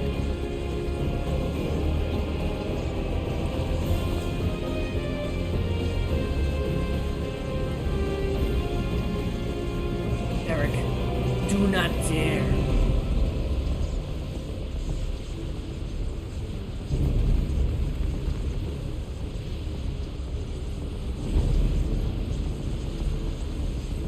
No, stop this!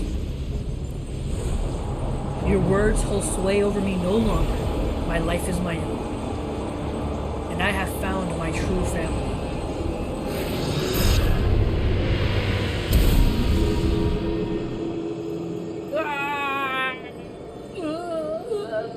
My powers wane. The vessel rejects me. I know I'm making it a little goofy there.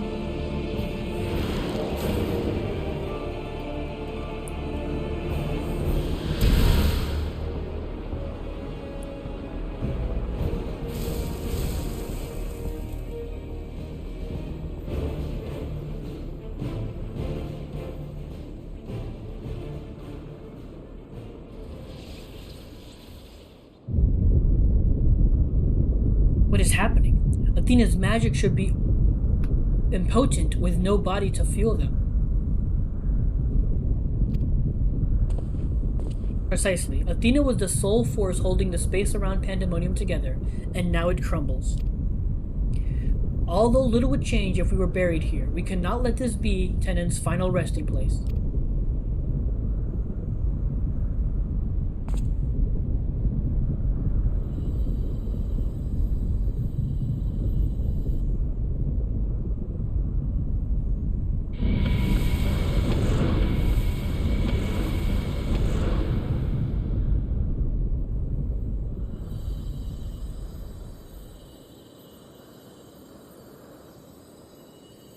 Of all my miscalculations, to think that you would be my undoing, that you would even be capable of defying me.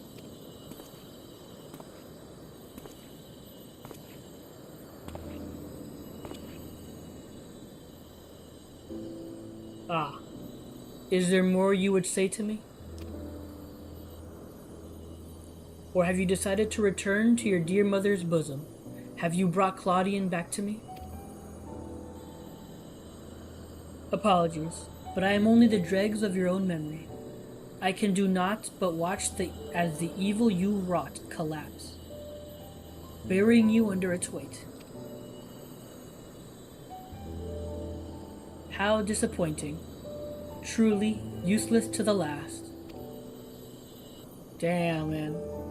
Fuck her. And who made me that way?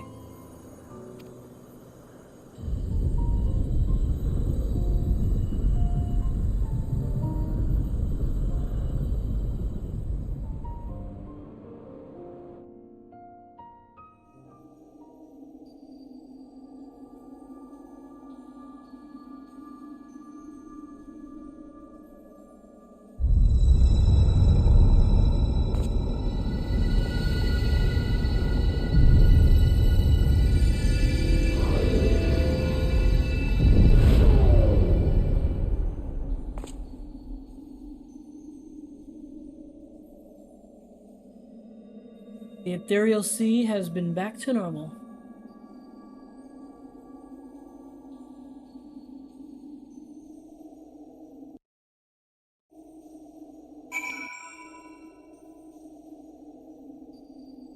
Damn. Alright.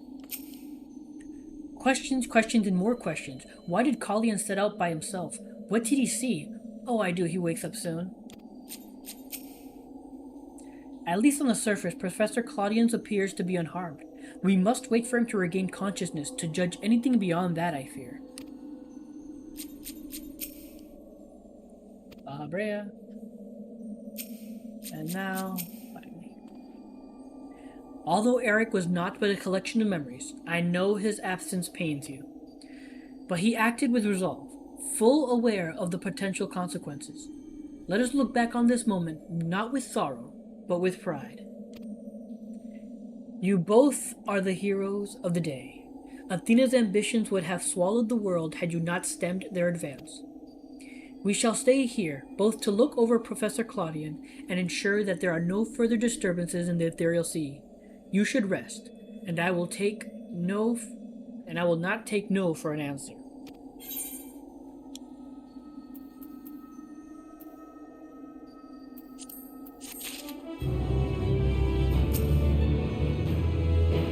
You shall stay here and wait for Claudian to regain his senses.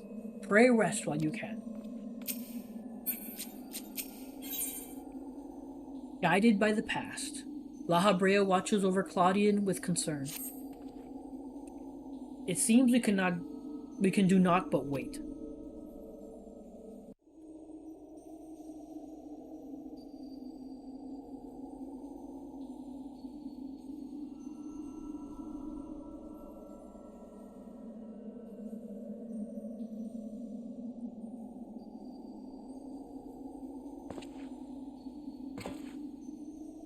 Perhaps we might discuss a matter which has been troubling me. While your colleague Nemeji was enlightening us on the historical events which led to this era, she let slip the name of one of the Asians, La Habrea. Oh, buddy, here we go.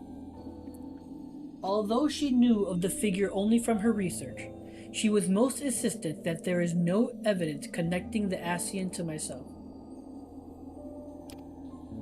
Yet I am aware that this La Habrea used the heart of Sebek to sow chaos throughout your world, and would be a fool to deny such strong connections between us. You are the only one present who has met the Ascian in question, so I would ask you directly, are he and I one and the same? Is my fate to work in the shadows and bring about untold destruction?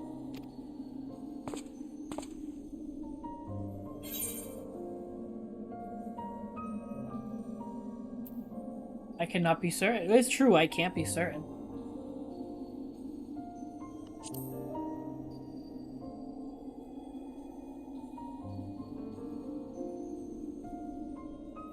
A diplomatic answer.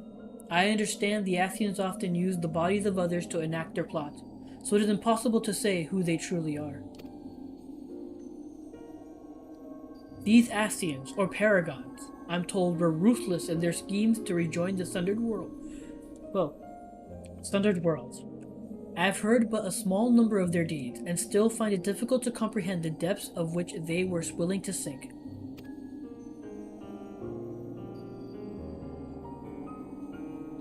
To choose a passive evil, all for the sake of the star.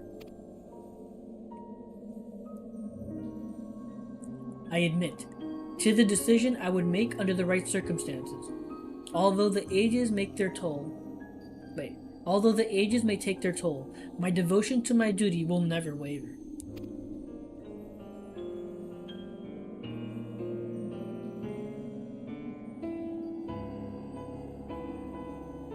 Paying no heed to what might be lost, I will treat the heart of Sebek as a mere tool for my own ends.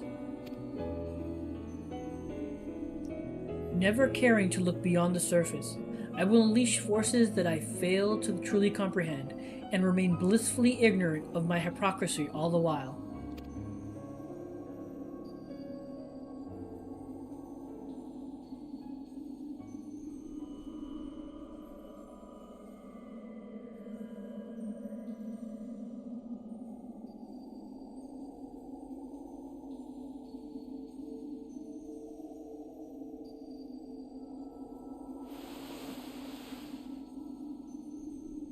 Ah, it appears Claudian has awakened.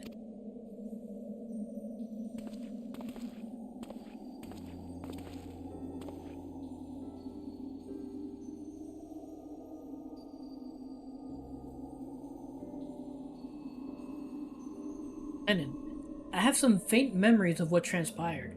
You stood against Athena and won. And you were there too.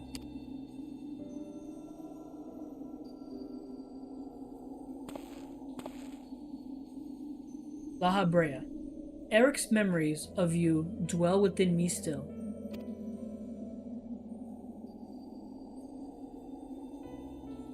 Though, through unyielding discipline, you hoped to forge a son equal to yourself, but the crucible you placed him in left scars which were loath to heal. Yet you were never motivated by selfishness. Selfishness. God, I can't talk. All you did was in service of your duty. At the least, I will hear no more. Though you may possess Eric's memories, you are not him.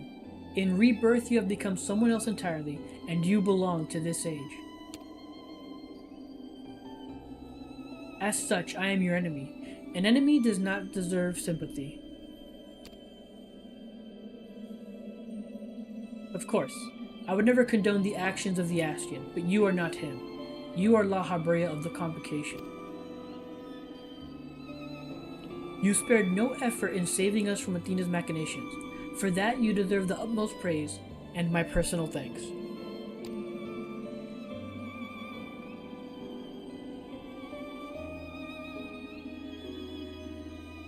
If you insist on deceiving yourself, then so be it. My stance remains unchanged.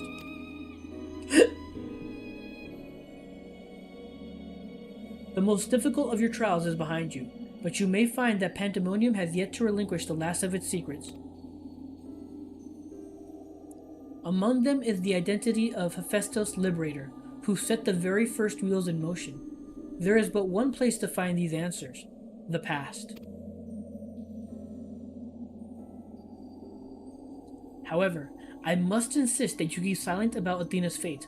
While I doubt it would change the decisions I make, you should not tender us information we could not uncover ourselves.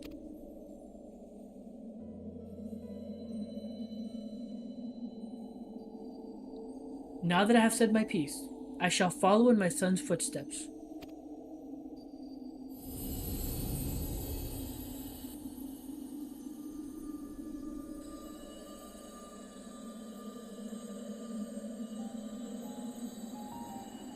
These odious memories will fade to nothing, as was always their fate.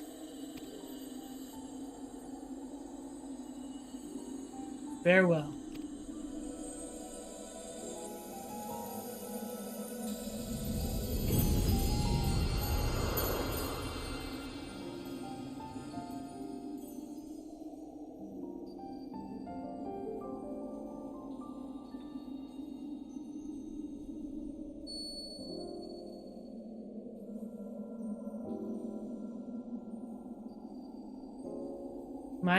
My time too draws near, but I believe I can stay long enough to see this matter through. You shall journey to the past to seek out the truth of La Habria's words, yes? While Themis himself may have been there to see this encounter, I have the unique opportunity to hear your perspective on the matter. That is, of course, if you will share it with me. I look forward to it. I shall take in the ethereal sea one final time as I await your return. Okay, so we do go back into the past. That's interesting. Is there another fight? I wonder if we have to do some fights in the past. I believe we've yet to see the full effect of these events. I believe we've yet to see the full effect these events will have on the ethereal sea. Once Professor Claudine recovers, we must conduct a thorough investigation.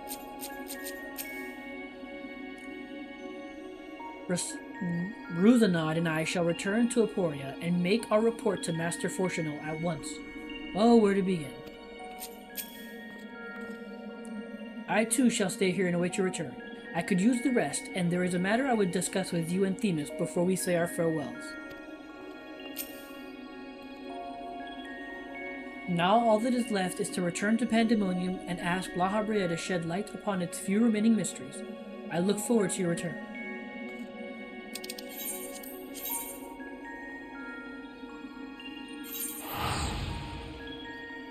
Alrighty, let's go.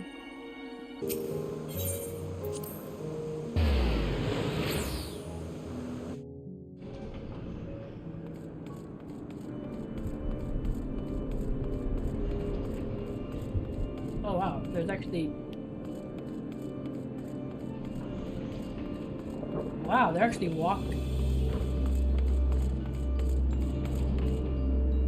walks around. Pandemonium's protective wards have been restored. No words from you?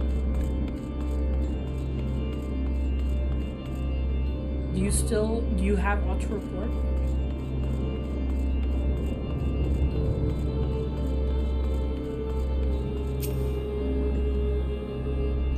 You must be Tenant. I am Hegemon. Hegemon?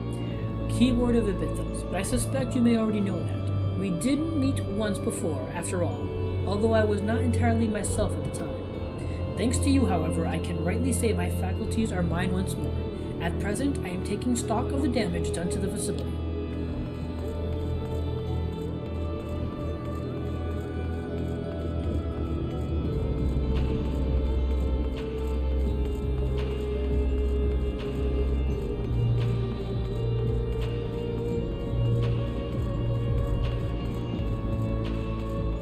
They make you run all the way back here.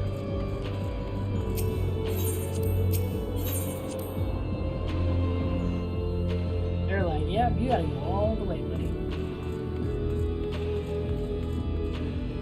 That Athena would build all this. This isn't all she left behind. Dark guy has nothing to say?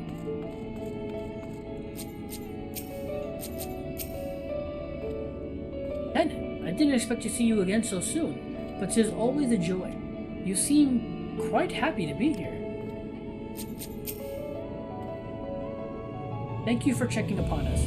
Did you speak with Hegemon and Hegemon? Again, I can't say the word. And the other warders on your way here. The work is long, but we have made a great strides in undoing Athena's metal.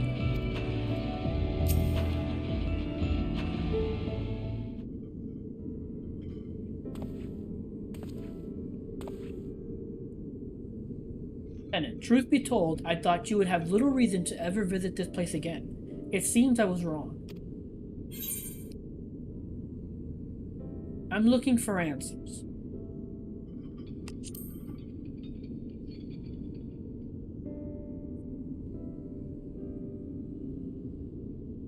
How neatly you obfuscate your motivations.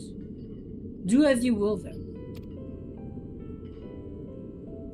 He has gone through the trouble to visit us. Yeah. He has gone through the trouble to visit us, so I hardly think curtness is in order.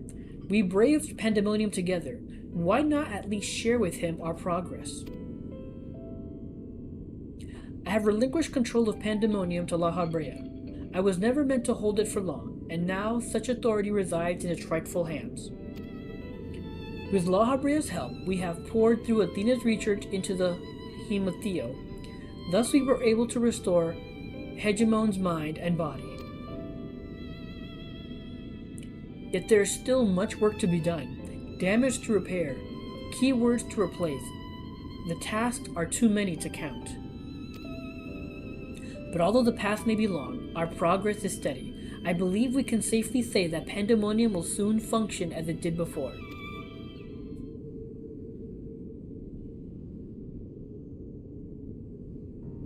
Indeed.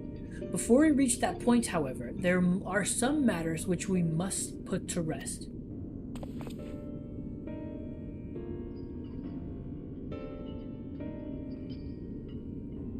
One concerns Pandemonium itself, and another is a personal matter. Until they are settled, I cannot move forward. It shall not take long. Lack of resolve caused me to delay, but I have chosen my course. These concerns must be weighty indeed. Do you intend to share your burden with us? If you would bear witness, then come. Your arrival at this very moment almost beggars belief, but I shall not ask you to leave. I simply ask that you do not interfere, no matter what may happen.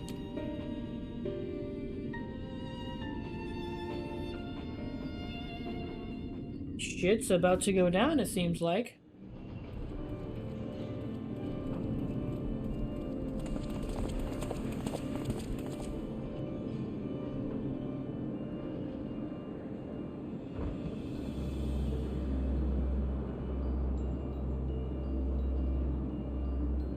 Stay here. This will be over soon.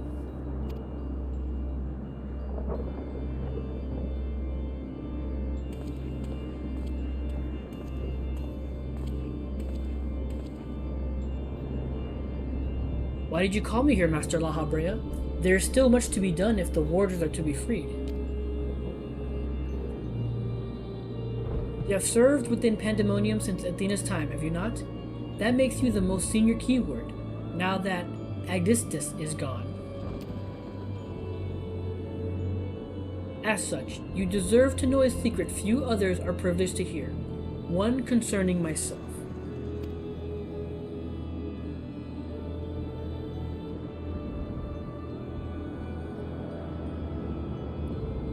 Separating Hephaestus from myself required removing part of my soul. A necessary sacrifice, but one which came at no small cost to my natural talent. I am but a shadow of the man I was at the time of my appointment as La Habrea. I can never hope to wield the same magics that Hephaestus used to bind the warders' minds, let alone break their shackles. That tone of defeat does not befit your voice, Master La Habrea. Do not give in to despair.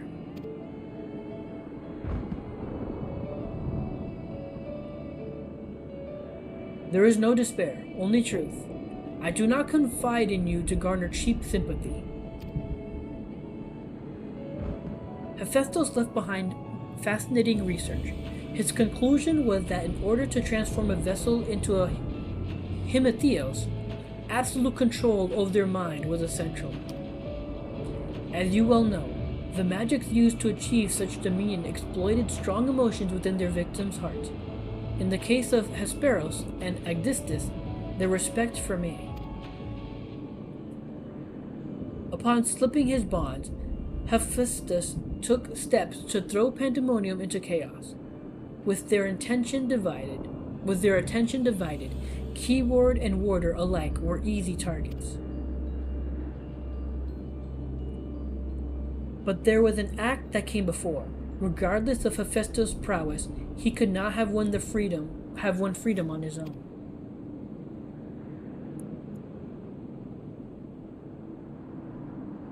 For long days and nights I pondered who might have released him.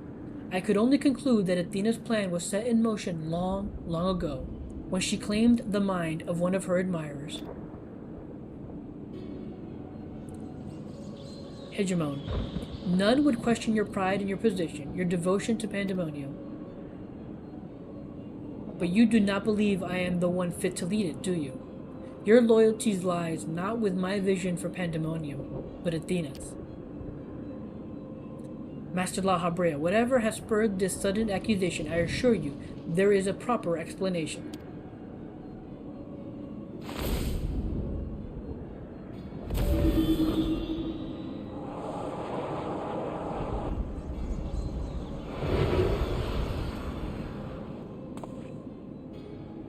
What are you doing, La Habrea? Do not approach.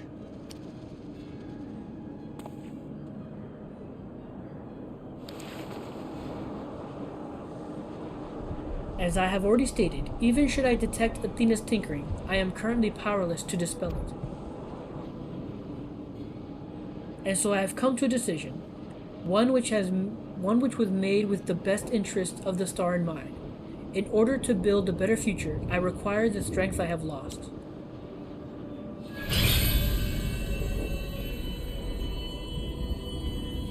I must embrace these odious memories.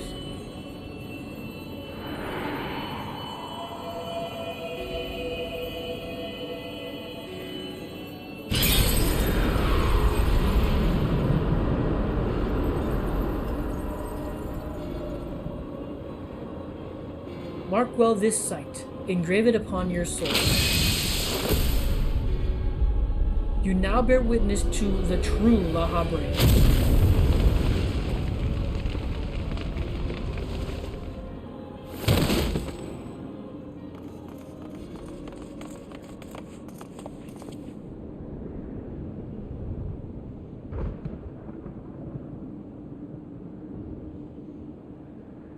I cannot imagine this was an easy choice, but it is done. Is she alive? Yes, and she will remember this lesson well.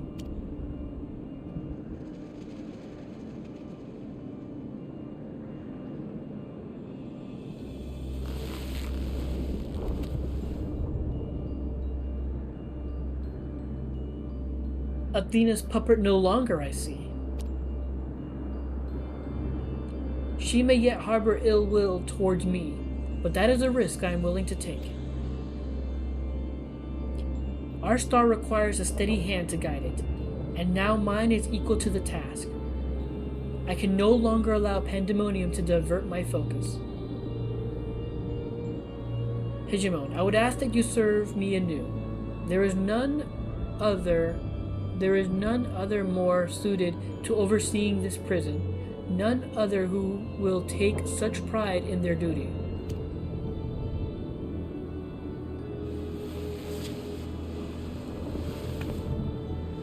Holy crap, is this?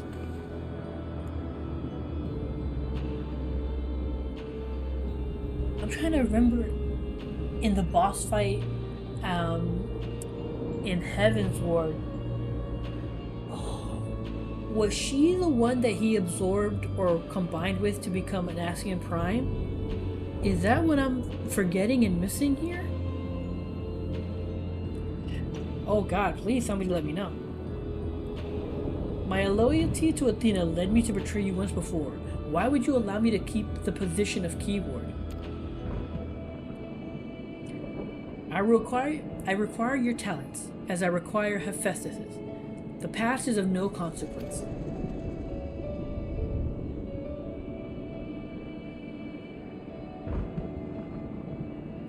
Very well. In honor of our fallen colleagues, I shall restore this institution to its former glory.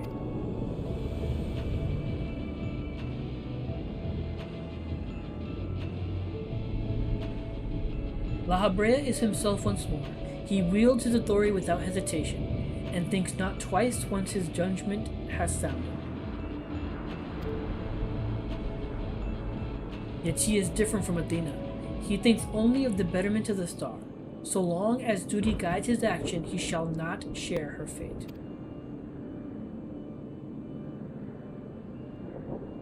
And should his convictions ever waver, the emissary will set him back on the proper course.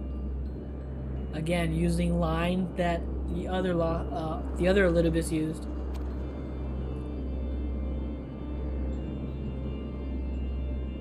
Good. If this is the path he chooses to walk, then I will walk with him.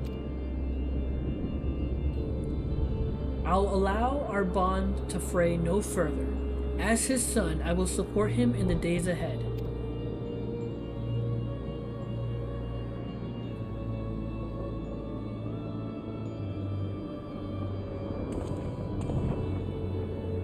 I would not ask you the same, Tenant. I would not ask you to say the same, Tenant. You and I stand on peaks, separated by vast chasms. Our perspectives will never align.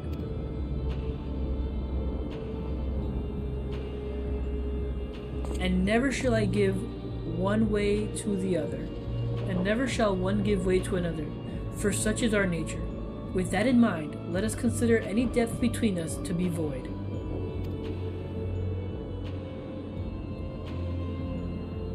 Before you leave here, mark well these words.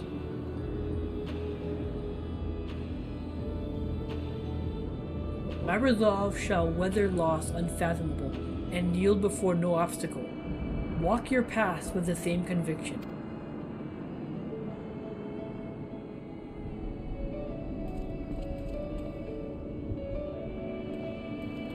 It's like, dude, we totally killed you. I'm sorry. I'm sorry, but we totally killed you. From this day forward, I will do what I can to aid my father. In this way, I shall forge my own future. Hephaestus and La Habrea were one and the same when he was named as one of the convocation. This change poses no need for concern, for all is as it should be. Master La Habrea saw through me long ago, but now my mind is unclouded by doubt, and I shall not fail him again. If not for you, my long slumbering demons may have gone unslain. I would have never been forced to reconsider my true nature. Yet, as I said, do not consider this an admission of debt. Now I believe you have other places to be. Remain here any longer, and I might be inclined to place you in a cell next to one of our more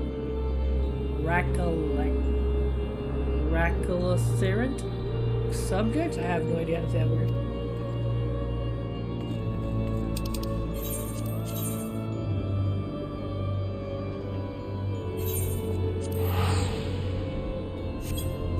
Oh, yeah. Should be crazy. Should just be crazy. Ah, you returned. I should like to hear what you discovered, though I believe your friend has business with us first.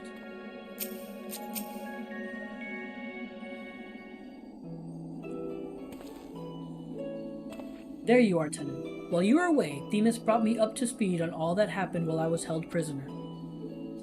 His story shone light upon a number of questions that were niggling at my consciousness, namely those concerning the ethereal signatures emanating from Oz's law. Doubtless its source was Athena, reaching out as far as she could from her prison, ever grasping for someone to take Eric's place, grasping for the body his soul resided in. I wanted to ask, when you first found the crystal, were you unable to hear the memories stored within? Indeed, it was only after our research was well underway that I could hearken to its whispers. Contact with the crystal should have awakened the memories, but the passage of time likely changed Eric's soul in subtle ways. Perhaps ethereal resonance was a gradual process in this case. However, being attuned to Eric exposed you to Athena's voice as well. Doubtless the choice to venture forth into Oz's law was not your own. It was Athena's influence working through you. I do recall being strangely fixated on acting alone. I never would have encouraged such recklessness usually. Although the choice was not entirely my own, I am still ashamed of my actions. Reflection is how we plant the seeds of growth, although we must not blame ourselves for events out of our control. That the voice in the crystal belonged to a person from which your soul originated, well, not even the most brilliant researcher could come to that conclusion. Your reassurance means more than you know. Thank you. Now, one final matter. It concerns the very crystal whose discovery set this adventure in motion. Perhaps sparked by recent events, a new light began to shine from within the depths. From my experience, this may indicate that a new memory has floated to the surface, eager to be observed. For some time, the question of why La Habrea and Eric would leave such crystals behind in the first place has lingered in the back of my mind. With Eric's memories and such magical talents as are at my disposal, I believe I can make this final memory manifest for us to behold. Shall we witness it together?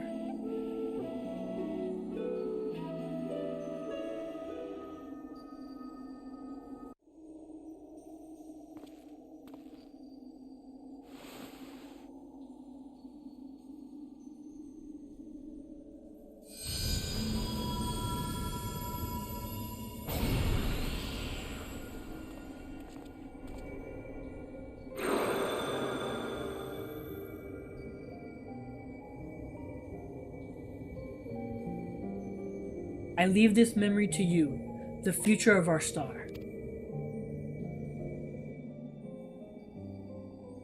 The final days have come, and the creation magics we have so relied upon now hasten our downfall. But despair has not yet won out. La Habrea and the others of the Convocation are working to stem the chaos which threatens to engulf our star.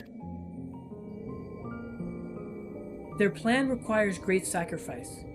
Elidibus, Themis, has already offered to give his life for our salvation.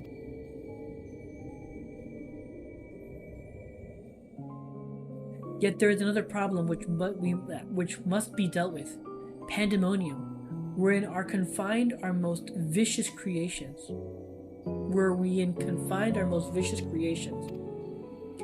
Even should we survive the final days, it will take time to restore order. If Pandemonium cells are breached and their prisoners set upon the star, our hard-won peace would be obliterated in an instant. Someone must stay behind to ensure that never happens. With Themis and La Habrea otherwise undisposed, that responsibility falls to me. And that is why I must defy the directive of the Convocation. My soul will not be offered to manifest the will of the star, but instead consigned to eternal vigil. I know that in doing so, the final days may take me. I may not live to see my duty upheld.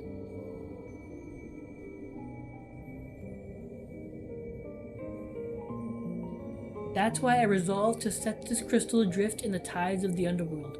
It contains memories of Pandamonium from both my father and I, and shall bear this warning to the future, even if I cannot.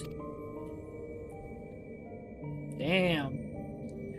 I've imbued the crystal with magics that will attract it to my essence.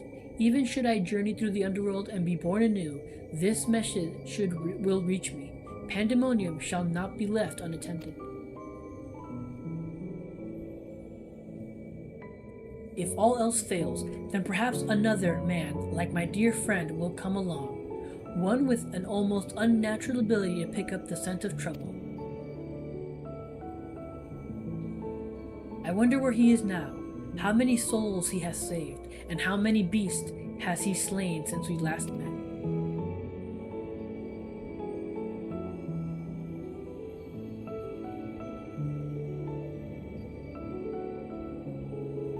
Alongside my warning, this memory shall carry a wish. Tenant, may we meet again. Now listen well. If anyone receives this message, you must come to Pandemonium. Please make haste. I repeat.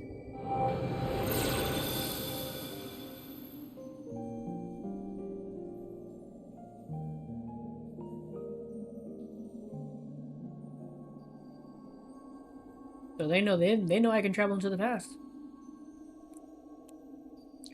Well, that dispels the last of my doubts. Thank you for humoring me. And now we come to this.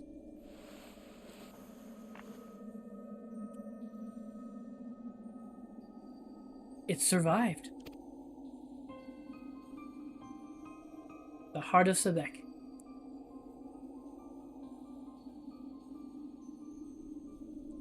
Yes, the heart of Sebek.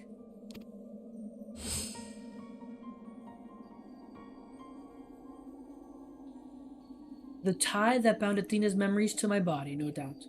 When I regained my senses, I found it on my person. Now it appears your efforts have left it bereft of memories. No trace remains of Athena. However, its power as Orosite yet remains, and it may prove to be a valuable trove of knowledge in the hands of the right researcher. I feel that fate has left it with me for a reason.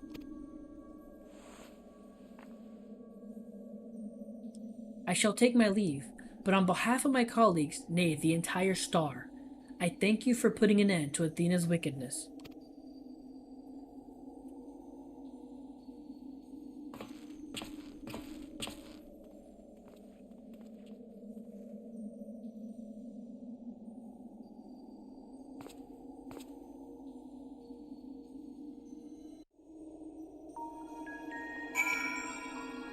It's you and me, buddy. It's you and me.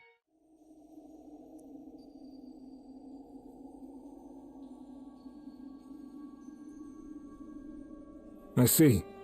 Oh, God. Then his voice- Hephaestus' story has been laid bare.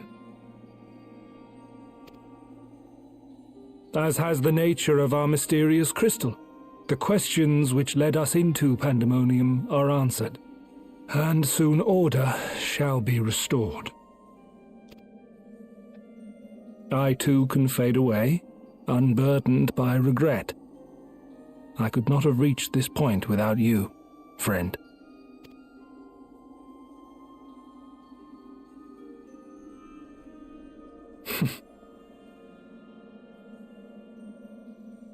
So many revelations. But there are more, if you would dig a little deeper. Elidibus's soul was plucked from the ethereal sea, and from it I was wrought. Surely you have a passing interest in what I remember, in what I feel. You deserve what answers I can provide.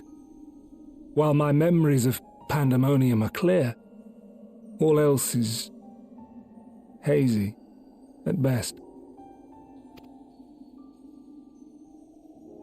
Perhaps Athena made me this way, or perhaps it is the result of who or what I was before.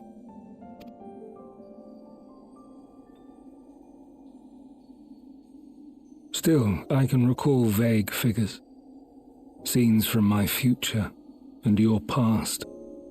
Oh, shit. At the Crystal Tower's peak, we clash. And later, from that self-same spire, I send you forth.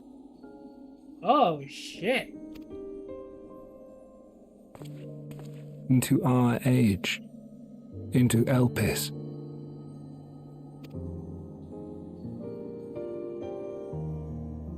Why do I decide on such a course? Formless as these images are, I cannot say. However, I can hazard a guess.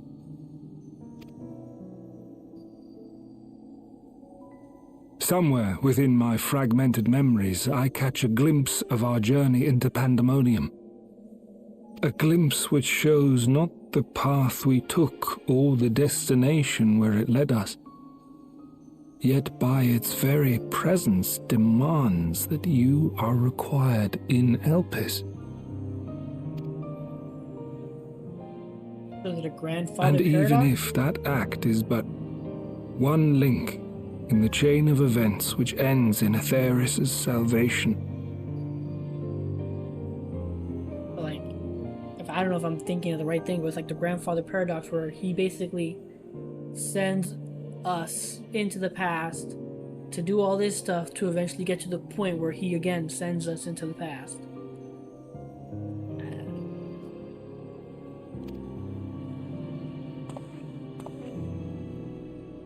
Then this all has meaning. Our time together, every moment, is worthwhile, and I am unburdened by regret.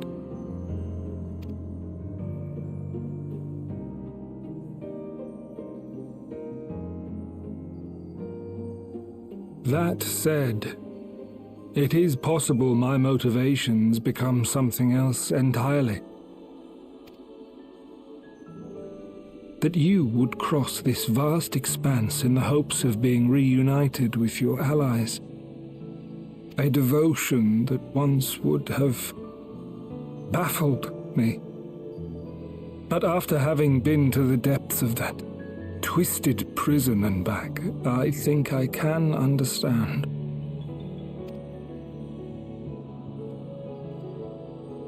Now, I have pulled back the curtain as far as I dare. The people of your age call this the Ethereal Sea, a name I quite enjoy, for it teems with life, each star a soul on its journey. And among these uncountable stars, it was yours that crossed my path. For that, I shall be forever grateful. I wish you well on your journey. A journey as long as your star is bright. A journey not bound by the confines of this world or any other.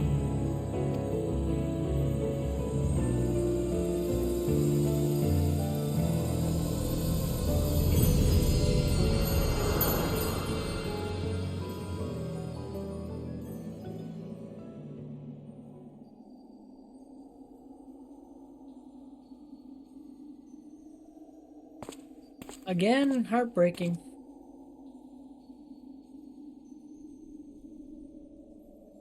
He leads us on better terms. More hopeful terms, it looks like.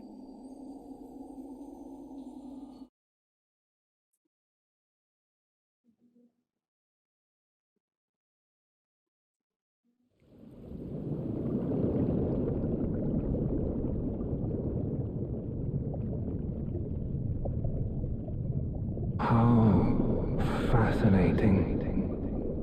The truths that dwell at the edge of sleep.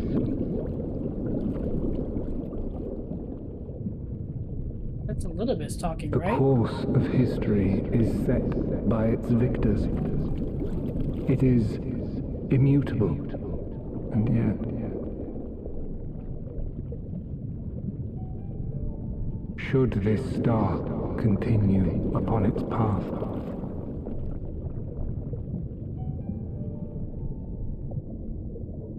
look, the light.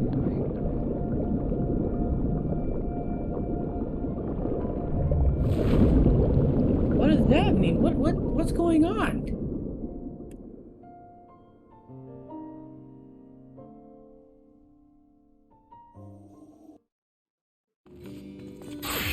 What does that mean?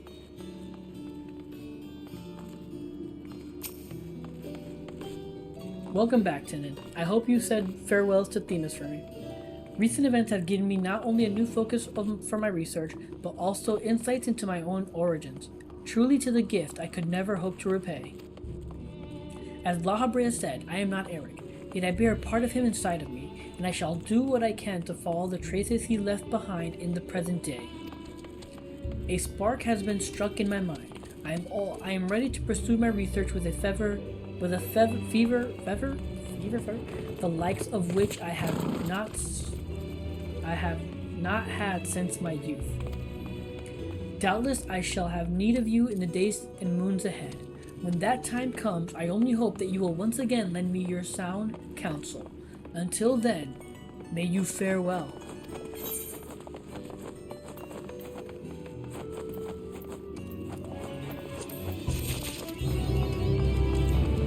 Awesome jail, great job. Awesome goal, great job. But yeah, that does it for Pandemonium. But man, that little ending scene with Elidibus, like, is he hinting at the future of something else? Something to come? It boggles my freaking mind, man. It boggles my freaking mind.